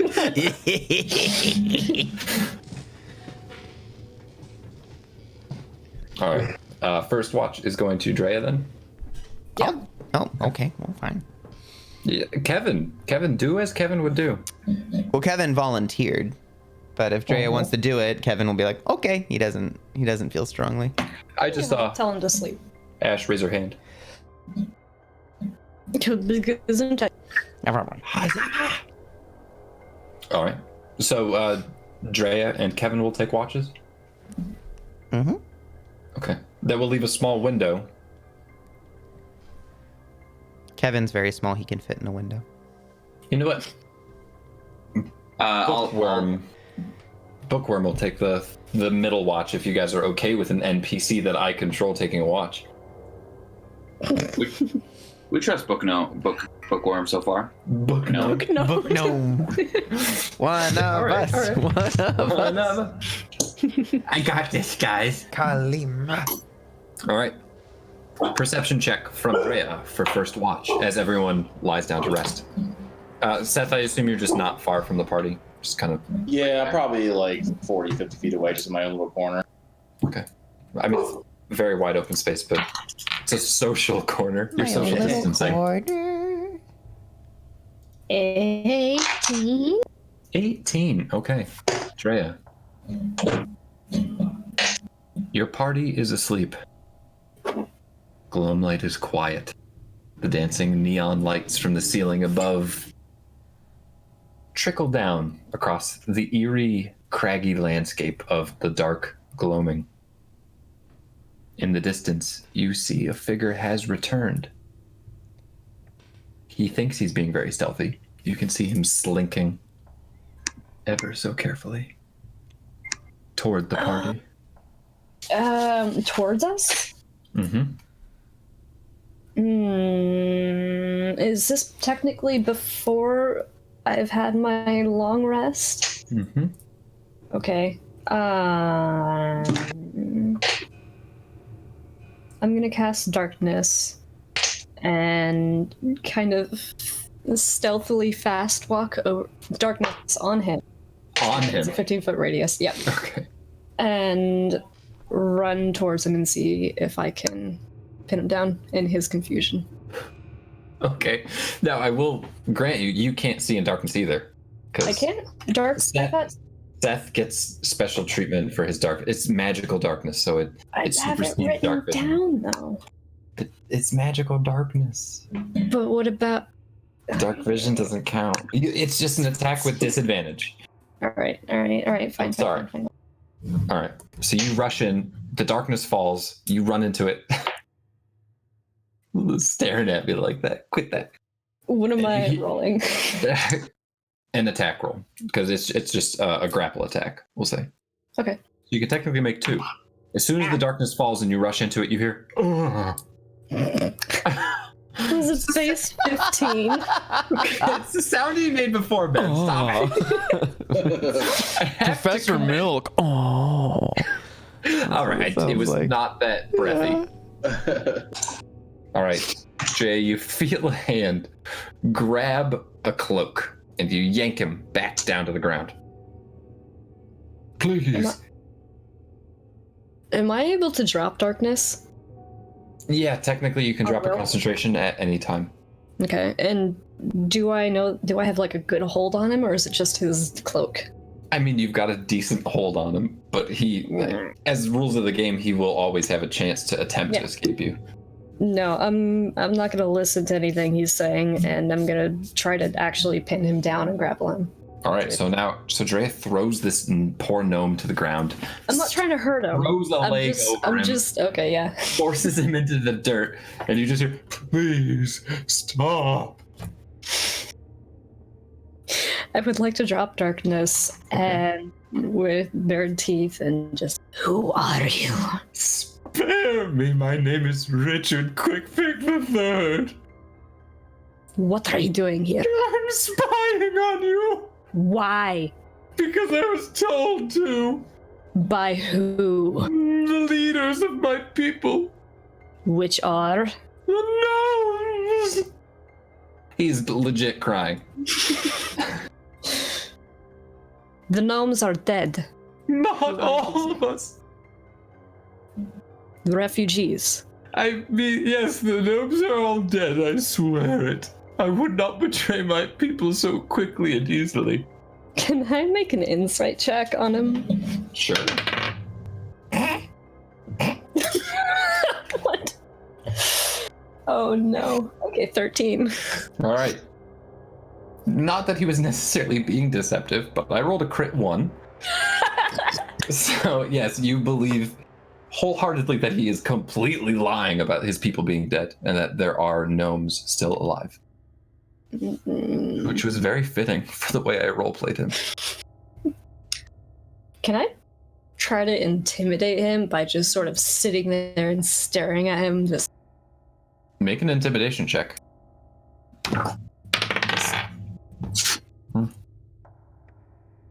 15. All right. Please don't hurt me. You're terrifying. All right, I'll get up and offer a hand up to him. He stares leerily at your hand after you just intimidated him with a growl. No. Get up. Okay. He takes your hand and you pull him up. He's quaking. What are you going to do with me? Who is leading your people? You'll never get it out of me. Oh God. Hi, what did you say your name was? My name is Richard Quickpick III.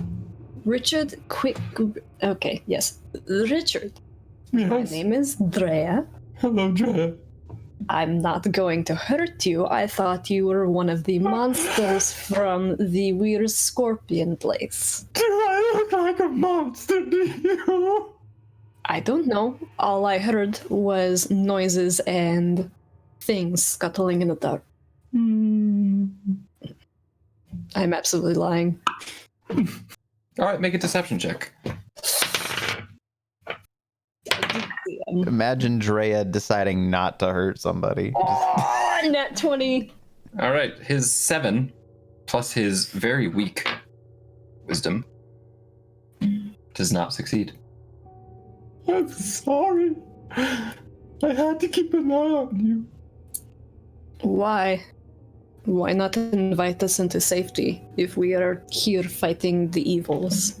Because no one has made it across the plains.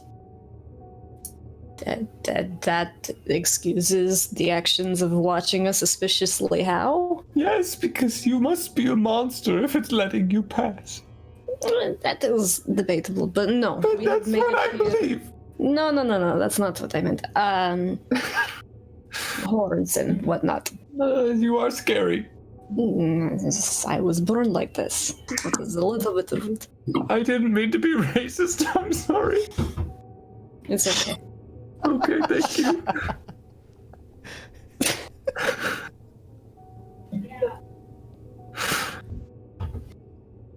How? We are here fighting the evils by sword. Mom! The meatloaf! Take a minute. The meatloaf, Mom! This game of Dungeons and Dragons is brought to you by Meatloaf. Meatloaf. Meatloaf Hamburger. and Monster Energy drinks. Ben, take it away. You probably shouldn't, but I like them. Please give me more. They're expensive. Okay. You can't knock like a normal person. That's okay. You're using the Russian accent again. I can hear you. Why are you so weird? Who are you talking to? You fucking crazy? Put them on speaker so I can hear Gabe make a fool of himself. Okay. Where was I? Right.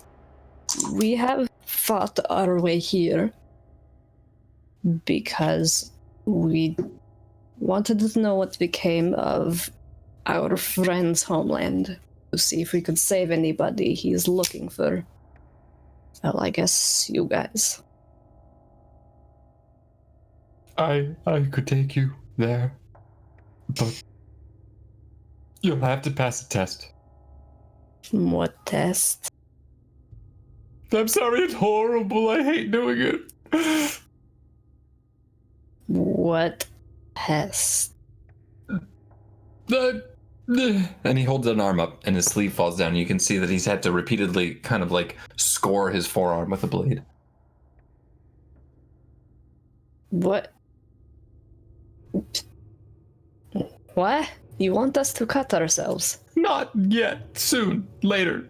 Over in the Why? mines. Because we've had people show up before. And They weren't all gnomes. They looked like gnomes, but they weren't. you do realize I'm not a gnome, right? Yes, but you're not aberrant, disgusting tentacle man creature, or everything in between that's horrible from this place. That's fine. I think we can endure a pinprick to the finger. What? Yeah, yes, it's close to that, but the gnomes that we had to cut open, the wires squirmed out of them, and he looks like he's gonna be sick. Okay. Just don't think about it. I don't want to puke on my Okay, what should I think about? Tell me. Think about flowers. How, if you were on the above ground, or perhaps even down here, they will sway in the wind. That's nice. Okay. I hope. We will figure out our quote-unquote test after my friends have had rest. We had a run-in with one of your so-called creatures. Not quite tentacly, but close enough. Okay. Would you like to stay the night so you can show us the way? Yes, I think maybe. Yes, I will stay if you're okay with that. Mhm. I don't I'm on mean to first impose. watch. I will keep an eye on you. Okay, you make the rules. Did Drea just collect another pitiful creature into her? She's got like a 17-part zoo. It's fine. I'm gonna start an army, okay? Who's on the next watch? Is it going to be Bookworm, Bookworm. or? Is there a negative effect to waking up a party member who needs to take a watch? Like they don't regain this much HP? I'm not sure. We kind of had it set up just so that the party members that desperately needed the rest would get the rest in the shortest amount of time possible. But Okay. you can extend I the take a rest double and if you don't want the benefits of a long rest. You can wake Kevin up. Kevin's pretty okay. Yeah, I'll wake You can Kevin trust up. Bookworm. Just imagine Gabe Yeah. having a conversation between two NPCs himself. You can't One's wake just up going Bookworm. Wake up a party member. I'm not. and the I moaning. am getting scolded for being mad at Bookworm. No one even trusts him. Okay. No, there's a difference between competence and trust. Oh, bullshit. Okay. Drea, tell me what you do. I'll wake Kevin up next. You rest. Sure. All right. 1 HP. All right, Kevin. Hi, You were awoken by Drea. I'm awake. Yes, you are. Hello, Kevin. Hello. How Who's did you that? sleep? Yeah, no, so we have a new maybe friend. Oh. He's going to show us to some refugees, but Kevin, I'm gonna lean in close and like whisper to him. Can I trust you with a secret mission? Yeah. While you take your watch for the night, I want you to make sure that he does not do anything suspicious. Don't Okay. run off. No Don't running. go anywhere. Nowhere. No. Just yell at us if he does something bad. Bad. Yeah, like trying to hurt us or No running hurt. away No from us. hurting. Okay. Okay. Yeah. Bookworm looks visibly jealous. Bookworm, you can have shift after him, okay? But this is my shift. I'll take it with him. Kevin and I will do it together. Okay. Are you sure? Yes. Okay. I've never been more sure in my life. I won't let you down. Can I pat him on the head or something? I don't know. Like, Just tell me what you do. You don't have to ask for permission. And I pat him on the head. He bites at your hand. He's like, yeah. Bookworm would let Drea pat him on the head, probably. Yeah, I'll pat him on the head. Be like, good luck, kid. You know. Make a strength check. Just kidding. All right. Bookworm approaches you, Kevin, Okay. and he stands next to you, and he like puffs his chest out as Drea goes to bed, and Kevin. he looks over at makes vicious eye contact with Richard Quickpick, Okay. but he's just backing you up. He's not interacting with him. Got it. Hello. Hi. I'm Kevin. Hi, Kevin. I'm Richard Quickpick III. Nice to meet you, Richard Quick. Oh, my Hi. friends call me Dick. Hi, Dick. Dick Quickpick Hi, Dick Pick. III. Okay. Please don't try to hurt anybody, or I'll have to hurt you. I understand. Gabe, did you purposefully do that?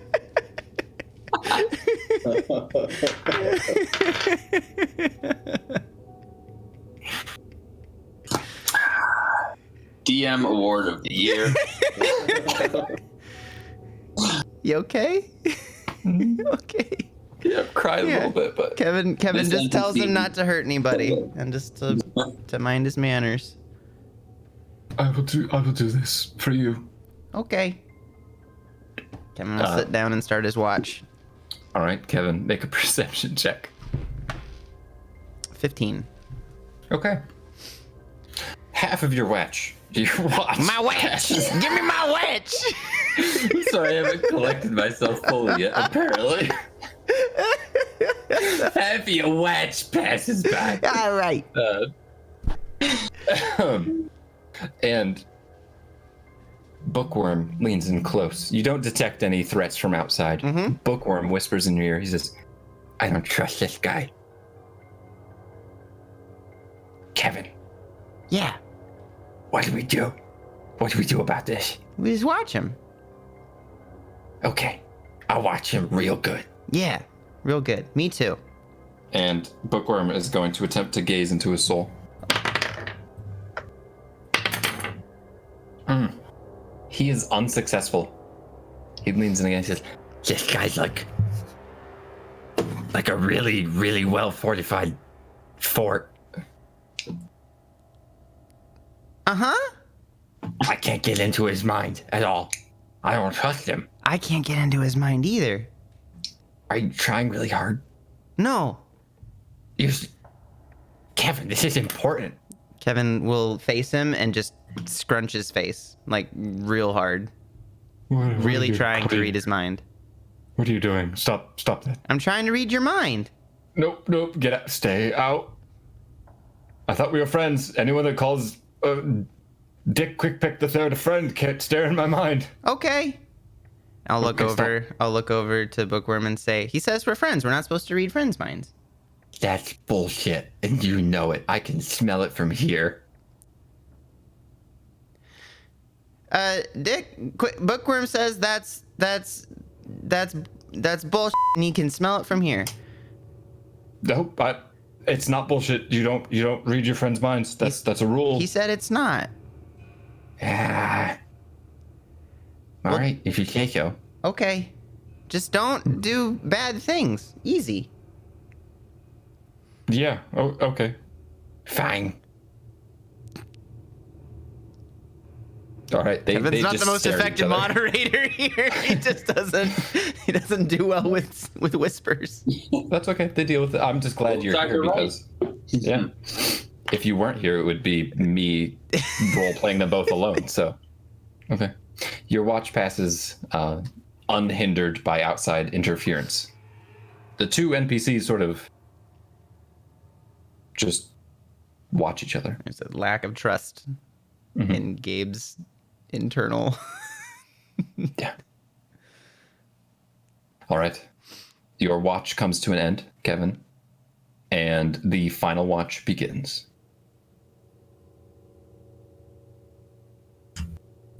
I'd be willing to take another watch, but I'm also... So that would be Kevin's decision, I suppose. I think it's me. Yeah, I think Ren was going to take the last watch. Yeah. Okay, Kevin will go to wake up. We'll go to wake up Ren. Okay. Hey, Ren. Hey. We have a new friend. His name is Quick Dick Pick. And I don't trust him. And Bookworm doesn't like him. He can't read his mind, but we're supposed to make sure he doesn't hurt us while we sleep. He's got a hard brain. Okay. Drea found him. What is he? He's a gnome. Like us. There's anything wrong with that. I was once a gnome. Is he awake or asleep? Dick Pick. His name is not Dick Pick. It's Dick Quick Pick. Yes, he is still awake. Are you still awake? Yeah. Okay. Dick Quick Pick the Third. Can I invite Dick to my watch with me so we can chat? Yes. He sits down next to you. I wish we had like a house we can invite Dick inside. Do you know why he's Dick Quick Pick the Third? Does he wear a helmet? There were two other Quick Picks. Because the first two are just practice. Oh no. No. I'm so sorry. Not sorry at all. Does he keep like a measurement device next to him? Oh, No, thanks. no, that's too on the nose. Oh, He's got strong Big feet. All right. I'm sorry. Oh my god. Alright. I think Ash We just died. lost Ash. She's just gone. I'm out. I'd like you to know that in my panic and just death, about 3 books fell on me. So yeah, I'm gonna hang out here. Mission success. I'm gonna bring Dick to my watch. I'm gonna keep him right up. Keep my gaze fixed on him. Too. Well, I hope you don't leave it behind. I simultaneously regret everything and nothing. We are 12 right now. All right. Ren, you take Richard on watch with you. All right. Well, Richard, I don't want to wake up anyone, but where did you come from?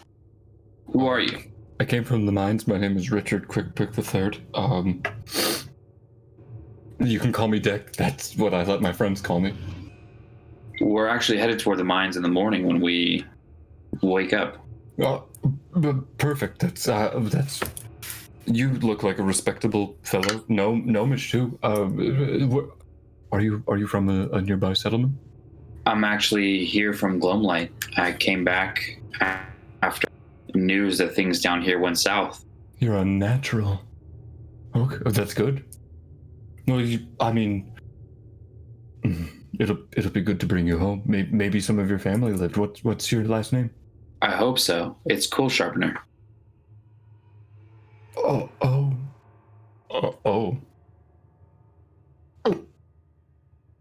My mother worked at the academy. Mm-hmm. We lived in the apartments.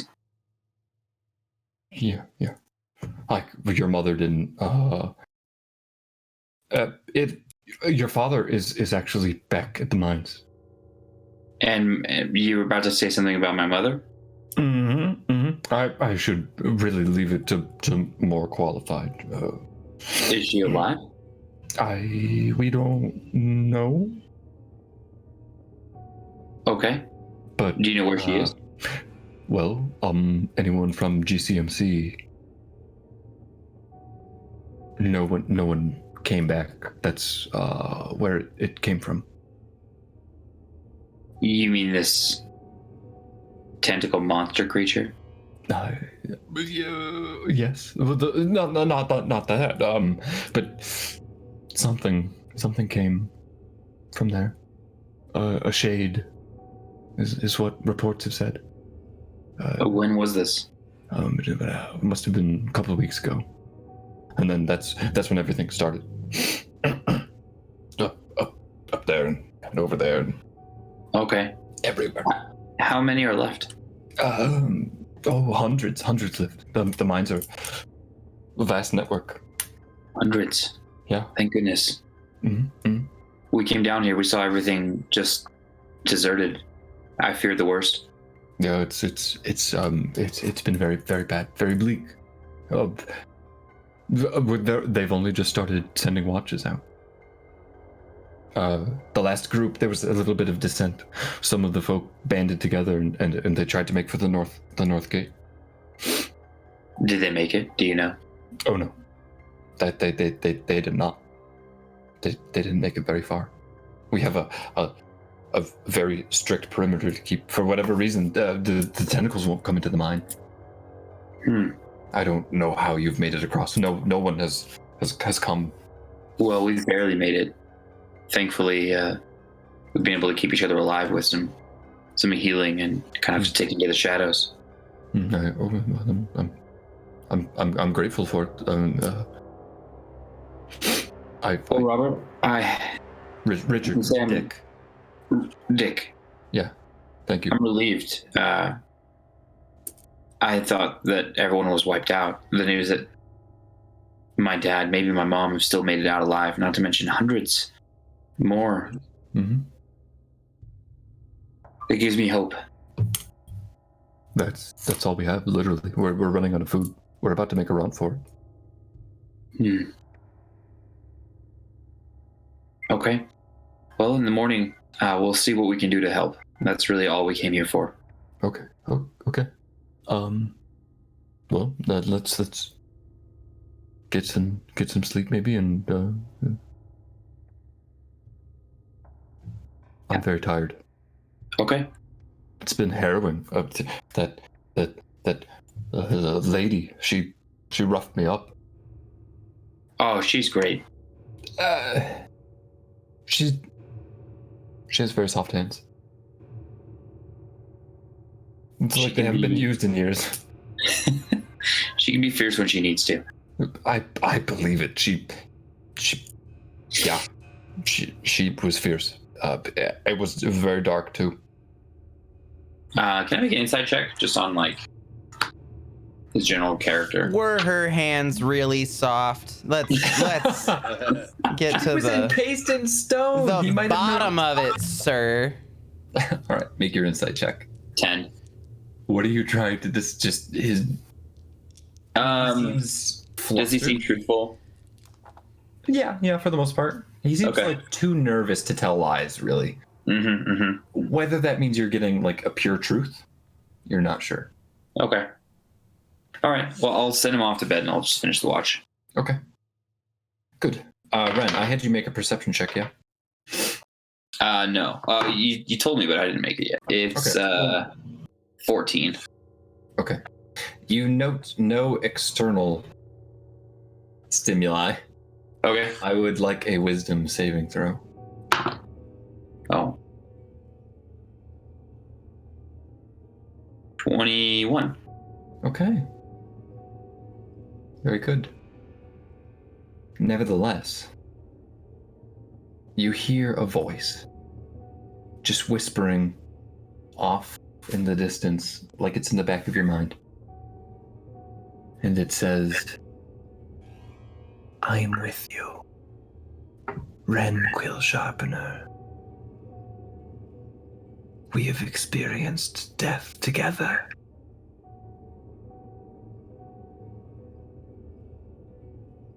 Okay.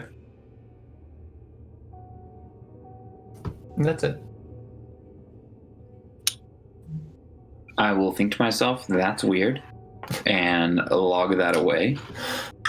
Put that in a compartment for later. That's a tomorrow problem. Okay. Why is All right. Voldemort talking to Ren? That's my thought. That's a good question. Has someone checked the back of Ren's head in a little while? There's a cricket just clanging on his ear. Hello, Clarice. And if it's morning, I'll come back and wake everyone up. Or if it's the equivalent of morning down here. It's always dark Understood. down here. Uh-huh. Yeah, so the rests indeed have triggered. You are all full health 8 hours later. Nothing has gone bump in the night aside from Quick, Master Quick,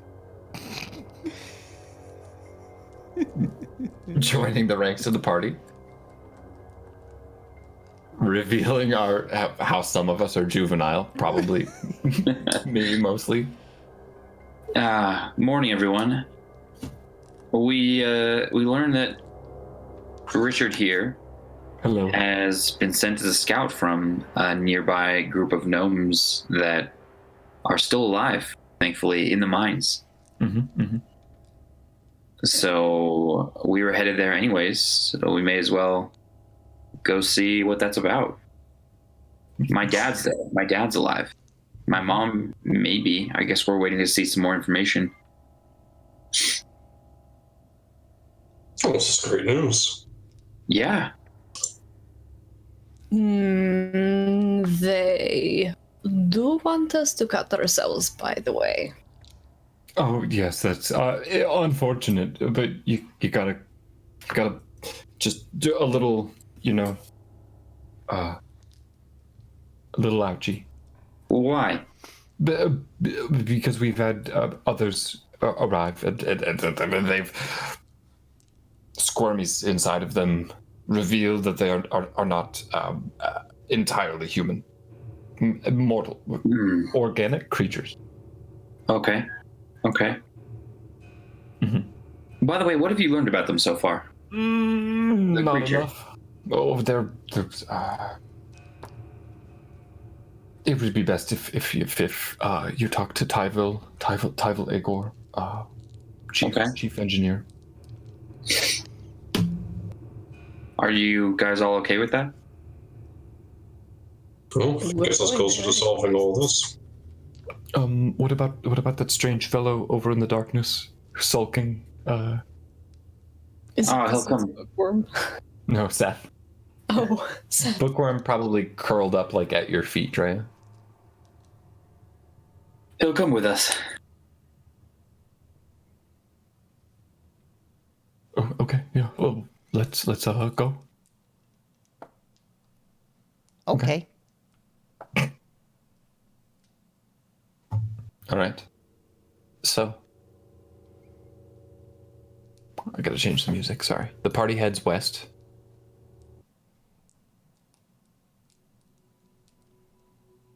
Toward the mines. You guys walk for maybe a mile across that barren landscape, the craggy rocks, the dust and dirt, still sort of shimmered down on by those neon phosphorescent lights above. Glimmering, dazzling lights of blue, green, and yellow shimmer from within the open mouth of the monster's cavern. A track leads its way out of the mine and winds toward the refinery that the party has left in the distance behind them. The cavern mouth is spacious. The 5 of you could walk abreast if you so chose. The ceilings are maybe 20 feet tall as well. The glow comes from crystallized stones that burst out of the wall in dizzying and chaotic patterns, never more than a few inches, yet bright enough to illuminate the winding tunnel. Eventually, as you continue walking inward, if you choose to do so, the cavern mouth opens into a wide chamber, and there's a network of connecting bridge-like stone pathways and stairs.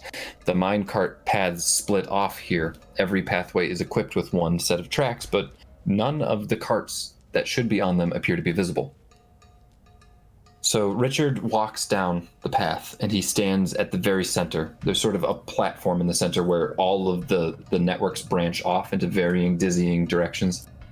And he just pulls the knife out, holds his hand up, and drags the knife a little bit delicately down the side of his arm, like around his elbow-ish, and lets the blood trickle down his arm. You all have to follow. You have to do it. You have to do it. Not too deep. Be careful. Just show your blood is red. I'll do it. Thok moves forward and does it. You take 1 point of piercing damage. I'll take out my ceremonial dagger and do the same.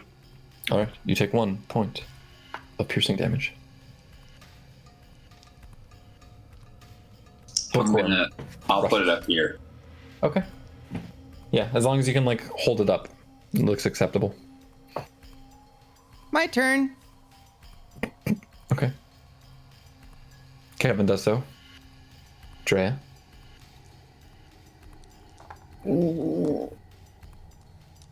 I have 2 questions. One out of character, one in character. Okay. What color do I'm demons bleed? assuming it's red. Sorry. I don't officially know, I guess. Wow, Ash. What color blood do they have? What do you mean, you people? He said as long as you bleed red, that might be an issue for different races. That's fair. Right. I don't know if I will bleed, but I will surely try. I'm gonna take my sword and just sort of huck it behind me as far as I can throw it. Okay.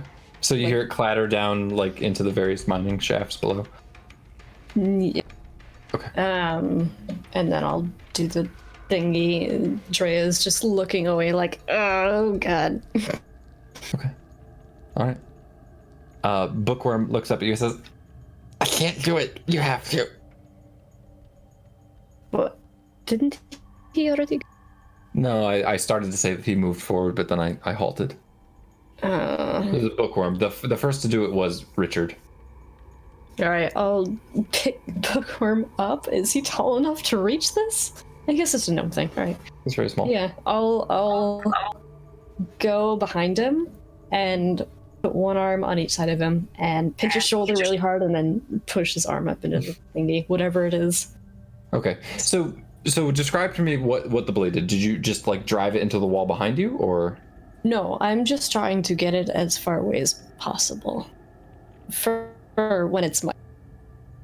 Oh, Okay. So you threw the blade, but then did you draw a different blade to draw blood on yourself? I am confused. Yeah. Okay. All right. I think I know what you're doing, but Yeah. I'm trying not to spoil and also. Okay. All right. Yeah, so All right. Bookworm is done, I guess. Yeah. Everyone has proven that that wires are not within them, perhaps. Very slowly, but surely, torchlight becomes visible from pockets of mining paths, and gnomes of all walks of life come out slowly and hesitantly. At their helm, there appears to be a female gnome dressed in heavy armor, like steel plating. She has sort of a small four-legged companion with her. It is a steel-plated defender with red glowing eyes. She has a pipe wrench in one hand and a blunderbuss slung over the other shoulder, and she has blonde hair and blue eyes. And she just comes forward and she says, "Hello, adventurers. Welcome to Gloamlight. Are any of you from here? Are any of you survivors?" I am a survivor. I haven't been here for a little while, but we came back to see if everything was okay. What's your name? Ren Coal Sharpener. Your father's looking for you. Lord was hopeful for your return. Any news of your mother? No news from me. We were hoping you had news. Any news of the GCMC? We tried to get in, but the fence is heavily barricaded and electrified. Very well. Oh, come on. Come closer. Let's see those wounds. And she approaches, but the people from all of the corridors do not. They stand back warily. She eyes Richard up and down, but she really doesn't pay much attention to him. He sort of is whimpering over in the corner. And she, one by one, goes through the party and inspects your wounds. Just sort of gruffly grips your arm quickly, and then like spreads the cut a little bit and looks and wipes away the blood to make sure that there's no foreign objects visibly apparent. All right, you look normal, I guess. It's been hard to tell. We've had some strange creatures come this way. We've had to deal with them after they revealed not to be what they seemed. We've seen some of these half organic, half inorganic creatures. Mm-hmm. In fact, even the tentacles seem to have some robotic components. What's the word? I guess that's what I would call it. I mean, I've been known to tinker in my day, and I've seen nothing like it. As chief engineer, I know that the GCMC had dealings with some special projects, but... Chief engineer? Yes. I am Tyval Agor. My grandmother, she designed the river. Agor Falls, you might have recognized. Anyway, not important. Tyval, these are some of my companions. Thok, Seth, Drea, Kevin. Pleasure to meet you. Richard, go home. Yes, yeah, of course. And you do see Richard sort of shuffle off.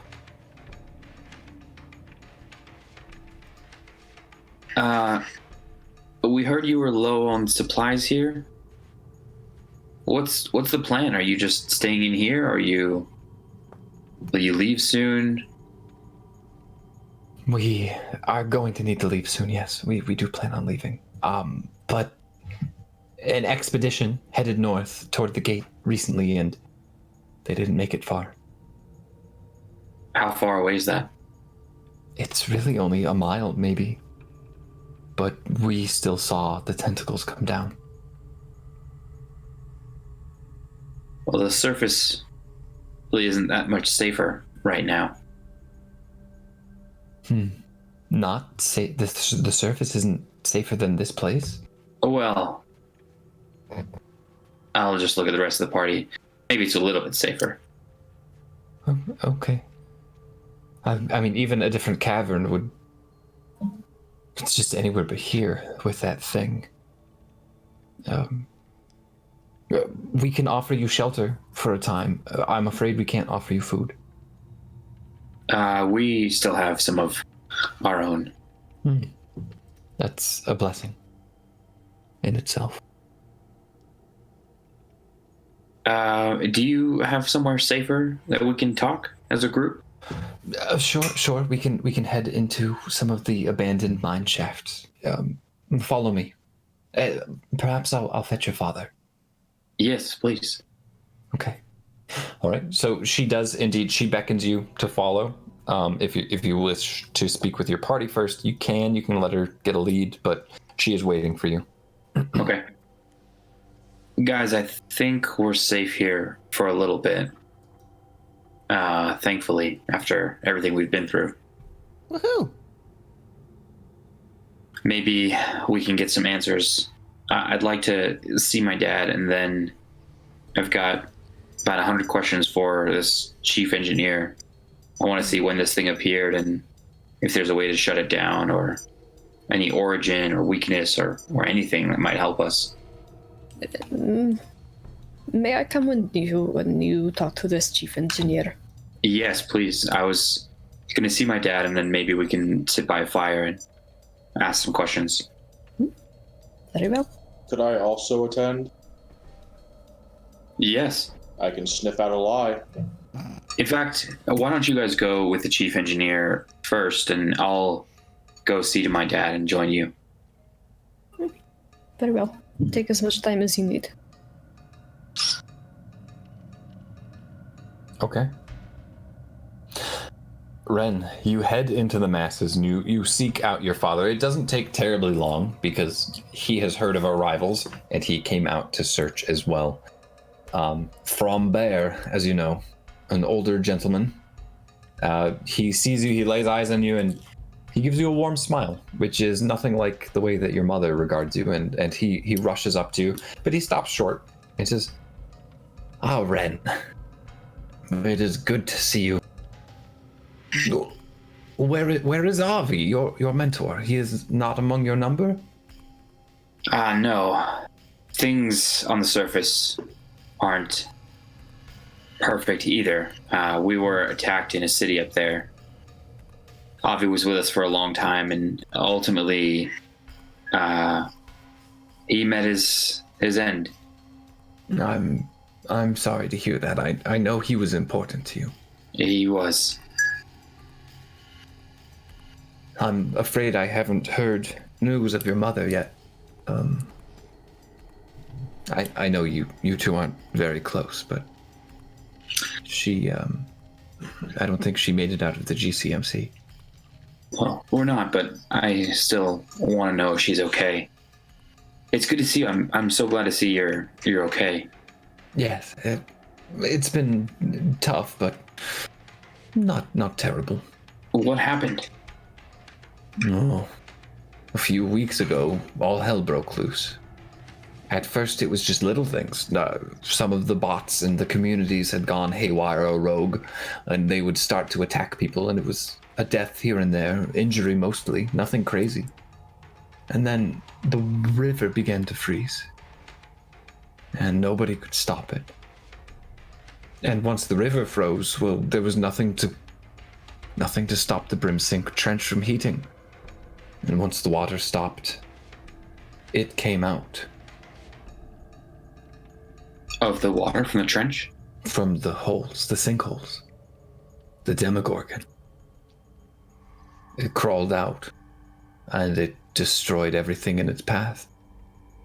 Fortunately, it just carried on as it came. It went straight up into the ceiling. It carried its way out to the next caverns. Tentacles for arms, monstrous creature, battering its way through the world. And it still haunts you here? No, we think it left. We thought salvation would come. But we don't know if it left something in its wake or if something rode on its coattails. But something more came. Something came from the GCMC. A shade of something. People were reporting seeing it. Crawling, creeping, talking to them, asking them questions. It was like it didn't know what it was or what it wanted. It was learning. And then some technology must have responded to it in the GCMC. What kind of questions was it asking? We've heard rumors from survivors. What do you love? What do you hate? What is the meaning of this, of life? I guess I don't really know. Just little things. Oh, we've heard some of the same questions. I've heard some of the same questions being asked of me. Really? Mm-hmm. Why? How did you come to this place? No one has made it across the plains.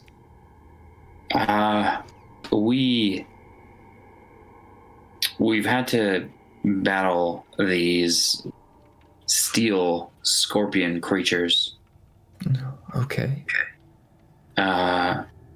We met some trouble at the agricultural fields. It's been quite a challenge to get here. Sure, but people have just been yanked straight from the grounds and torn to shreds. Why is it? Have any of you been picked up and taken? Yes, but not between the refinery and here. I guess about a mile stretch.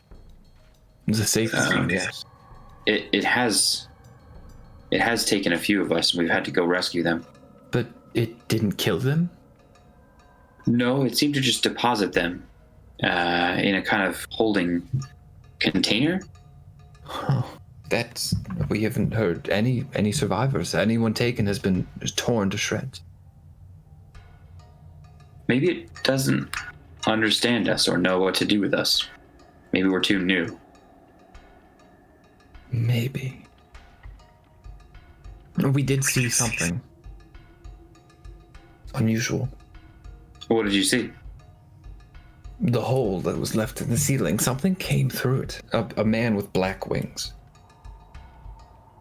Came down here recently? Yes, before everything really hit the ship. About a week ago. Huh. And he descended into the Brimsink Trench. The red glow was cast over him. A lot of people saw it. He was carrying something with him. It looked like a child, maybe. It tossed it in. Well, we know this man. We know this child. Perhaps whatever the monster is recognizes you. Maybe it's sparing you. For what purpose, though?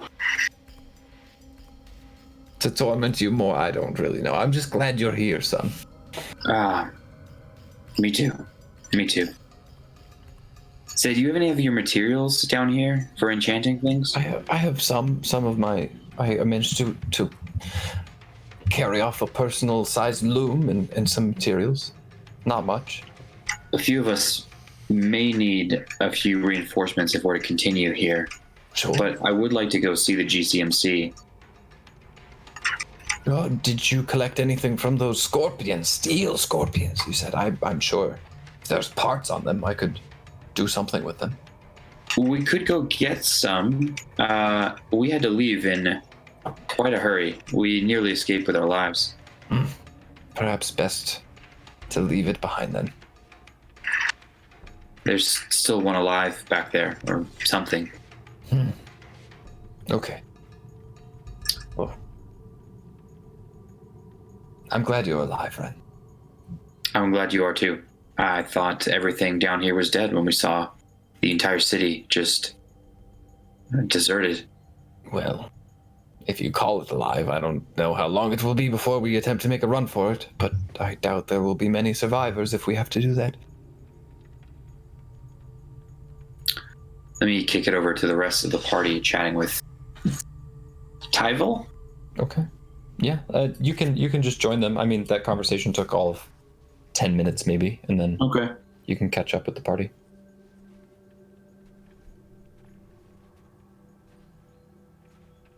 Bryce, Go ahead. If you can just message me what you want your father to accomplish in crafting, Okay. well, we can handle that out of session, but it doesn't have to be right away. Okay. All right. So the rest of the party has been with Tyvel for a minute. She's staring, waiting, expectantly. So you have any questions? Would you just want to rest? I'm sure it's been a weary travel. Well, we had just rested. We weren't sure if we were going far or not. Better safe than sorry, I suppose. Indeed, indeed. All right. You said you were the chief engineer here. What- Yes. Do you know anything of this creature? No, truly, I do not. It's bizarre. It's unnatural. Unnatural. Sorry. No, it's okay. Unnatural is certainly a word for it. There's machine-like parts to it, but it's also organic. We did hear that the GCMC was attempting to make some sort of biomechanical weapon or integrate man and machine, but from what I had heard, they had never found a way to gap the survivability, that nothing could survive being spliced. Mm. Well, Did you say some type of bio creature? Yes, I heard. It wasn't anything that I worked on. I worked at the university. I never had much of a like for the GCMC. I overheard at one point a conversation attempting to keep some research quiet. It sounded like it might have been something like this. Possible. This was a while ago. Yeah. You know, research, it can take years. Being the chief engineer, by any chance, do you know how to get into GCNC? We ran into a little snafu with the fence being electrical. I do. I do have a means to get in. Do you plan on returning? I do strongly believe that the answers lie there. We will probably head in there eventually.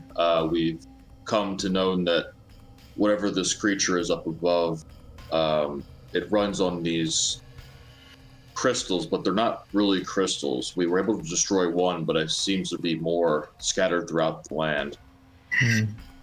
There were 3 in total. one is nearby here at the refinery. And I think we believe one is also in the GCNC. Did you find the one at the refinery? No, we had to leave as somebody had angered another one of these scorpion-like creatures. Well, if there's hostile creatures, perhaps they were defending this crystal, this node? Oh. It is a connection between the pathways above and below. The entirety of it. Oh, and Seth.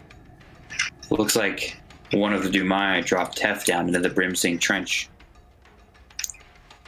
I never said the boy was dead, he was just taken.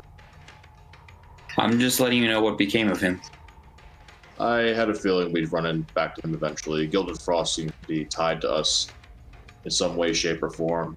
He'll be back. You knew the boy that was dropped into the trench? I did.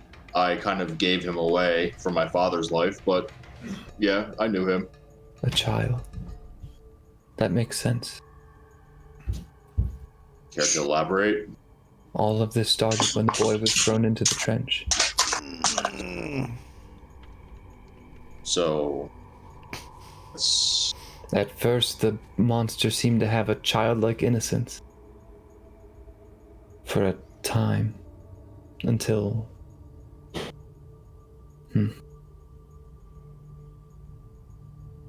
Your answers will lie at the GCMC, I am certain, or within the trench.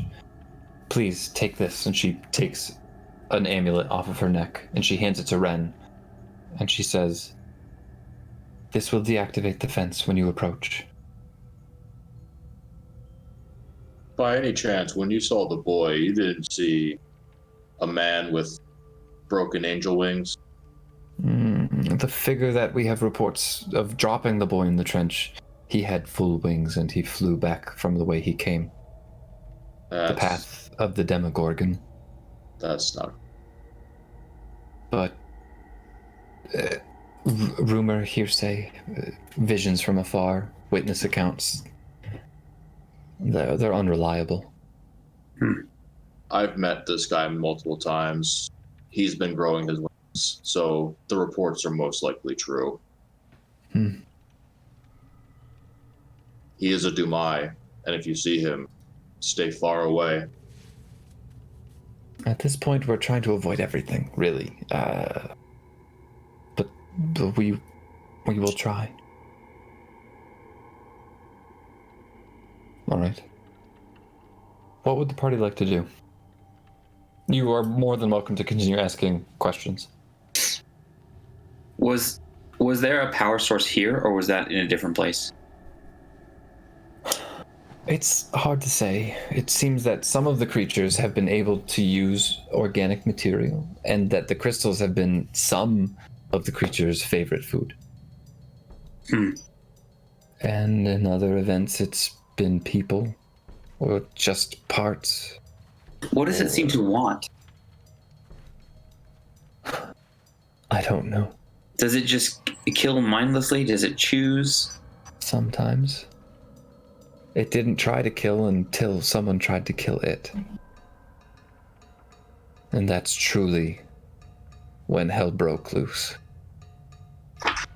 We just came from the refinery. Some poor gnome wrote his last message in blood on the wall, saying basically that it learns from the things around it, and that it learned hate. It makes sense. I don't think that the boy is the only thing. I think it meshed with something else from the GCMC. If the boy was good, perhaps he just held it at bay for a time. He was good. I think he was good. Was Dumai, or at least in part, a strange one. But he had good intentions. If Gilded Frost wanted him, he's very powerful. He is the one who could make Dumai read it through. The only time I've ever seen that is only partial to that. Perhaps he is the bond, the reason that machine and monster holds together. Well, we just came back from the city above where he was also living, and we had just narrowly saved them from certain doom from a flesh monster. So it seems wherever Tef goes, doom follows. Well, then I hope you can fix this problem. I don't know if that's fair to even ask of you. It's... No, I owe it to the people here. Avi and I were originally sent to the surface to see if we could find some solution to the problems down here. All right. And we were too late. But I won't be too late this time. Good. Then take the amulet. Go to the GCMC. Find out what happened to your mother.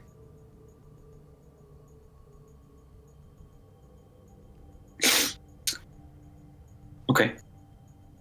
If we don't hear from you, in 2 days we'll have run out of food. And we'll prepare to march for the North Gate. You have 2 days, Ren Quill Sharpener. Or the rest of your people die. Well, if you put it like that. We'll try our best. Yeah. Let's go. Okay. All right. Does the party head south to the GCMC? Onward! I would like to, before we completely exit the place, tap Ren on the shoulder quietly and motion for him to just hold up a second. I do so. I think I remember winning these. These are for you. I'm giving them back, I suppose. You said they were your father's, yes, and I will give the shimmery strings of weaving. Ah, The glamour weave. I think I'll be able to give you back something much better than these. And I'll give the fabric to my dad and have him start working. Thank you, Ren. This will be a lovely thing to distract myself from while we prepare to march to our inevitable doom. Hold some hope yet. We may be back soon. Hopefully. 2 days or everyone dies. Exactly. I told you the end was coming.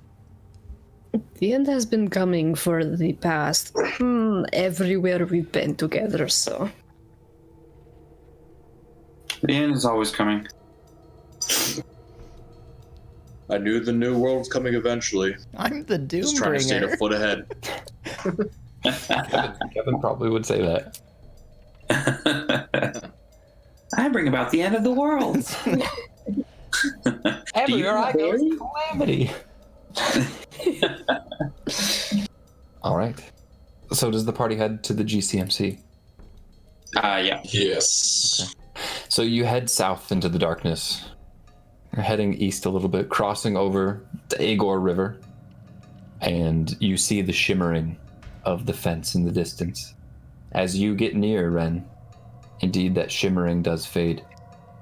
And as you approach the entrance, where there are probably scorch marks left behind from a lightning bolt that was fired into it, you do see that the lock does just innately come undone as you approach. And the wire mesh folds open in an arc for you and your party to pass through. A little easier this time. Yeah. Okay.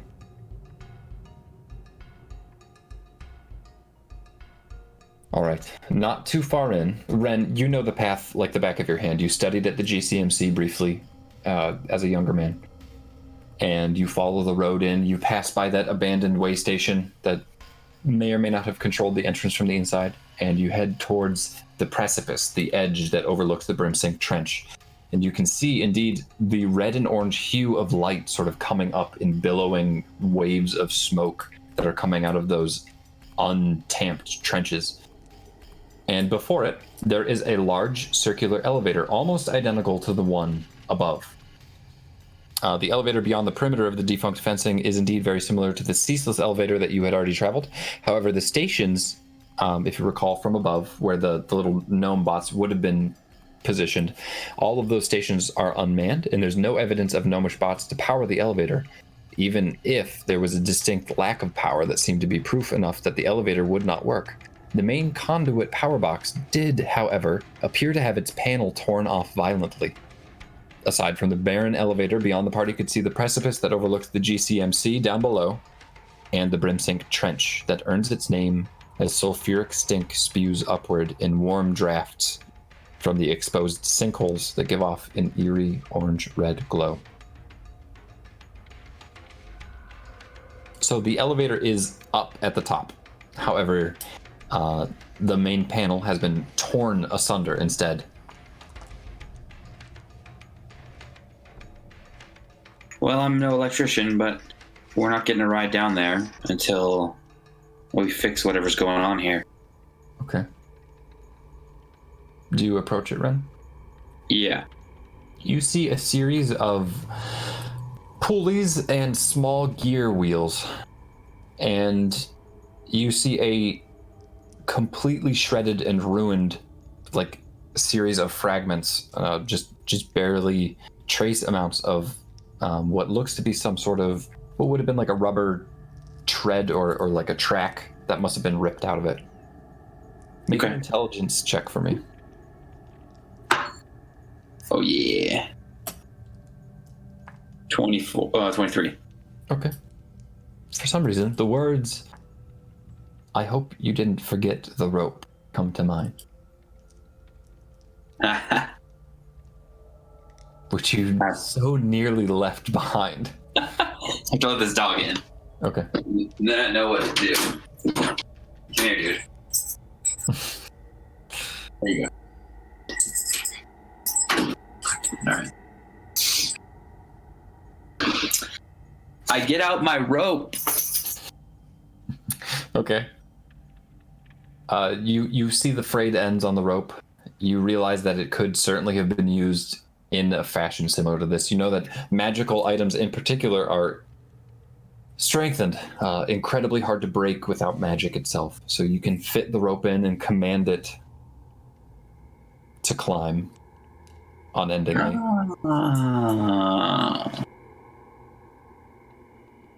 Wow. Okay, cool. I command it to climb.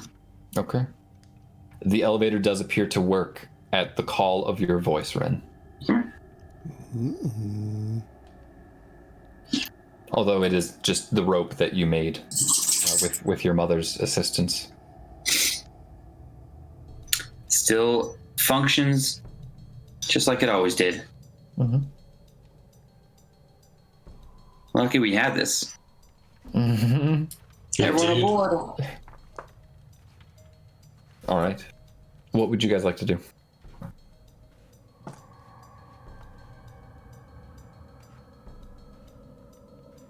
Downwards. Yeah. I'm just doing what everyone else wants to do. I've been socially shunned. All right, Seth. The party does embark. Dre, if you would like to make an insight check, you may. Okay. Oh, we're going down. Mm-hmm. This is for something else, but Yeah, I know. depending on the roll. It'll... That one. That one? Okay. You don't notice anything. All right. The party gets on the elevator. Ren, do you command it down? Yes. Okay. The elevator shudders to life and slowly creeps downward.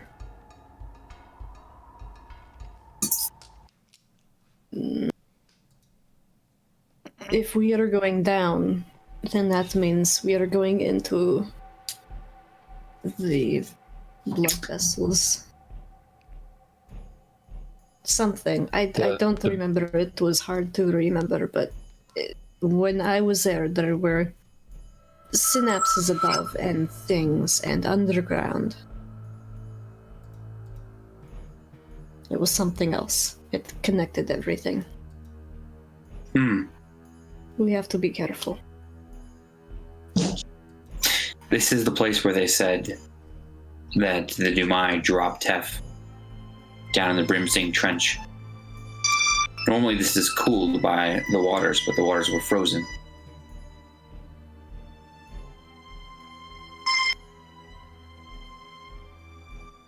So, let's be careful.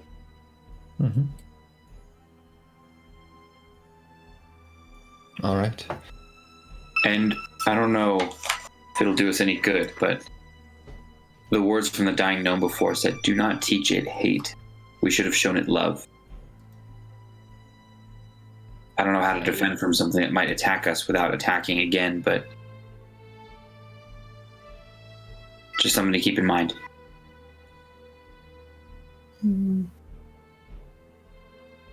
Okay. The elevator lurches to a halt, finally, at the bottom of the Brimsing Trench. The door at the bottom of the elevator ride is torn open and held askew as though a preposterous force of nature had rent it asunder. Flickering lights in the corridor beyond cast fitful glares upon the scenes of gore that awaits the party. The copper smell of blood and the musk of gunpowder and spent magics clings to everything in the air-sealed GCMC.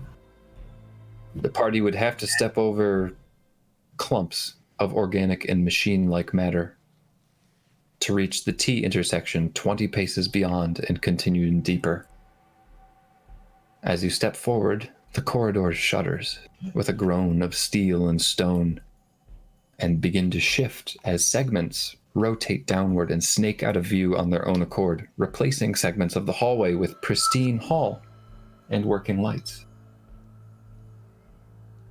Ren, at the far end of the tunnel, you see your mother.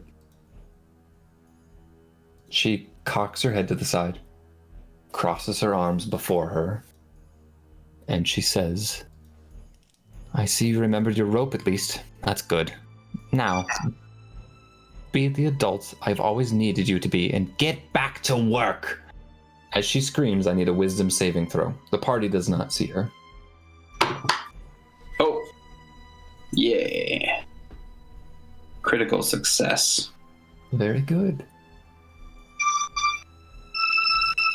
Okay. It's that high-pitched noise, huh? Yeah, Bryce, can I turn think it your down a little music. bit more. I think your music is bleeding through your speakers. Okay. I turn it down. Okay. Bryce, due to your critical success, something in your imagination comes to life and assaults the vision that's stressing you out. That voice whispers in the back of your mind again and says, "We're in this together. Nobody will hurt us again. I promise." And a creature with spindly long, blackened arms and long claws with bat-like ears peeled back over his skin-smooth head and glowing, burning eyes leaps out from you, rushes down the corridor. Your mother continues chiding you as it crawls onto the image, the illusion, ripping chunks of flesh away from her. She seems not to notice as she is torn to shreds, still chiding you. And that is where we will end tonight's session. Did the rest of us see this? We didn't No. see anything. Just all of a sudden. Bryce having another secret brain moment. Damn. But you succeeded on the madness check. Very true. So he didn't get like mentally paralyzed again. Yeah, that would have been another roll on the. Bring back the Thok poop journal. Like, yes, he's constipated yet again. Should have gone before we left. Didn't see him take one during that watch. Real weird. No. Yeah.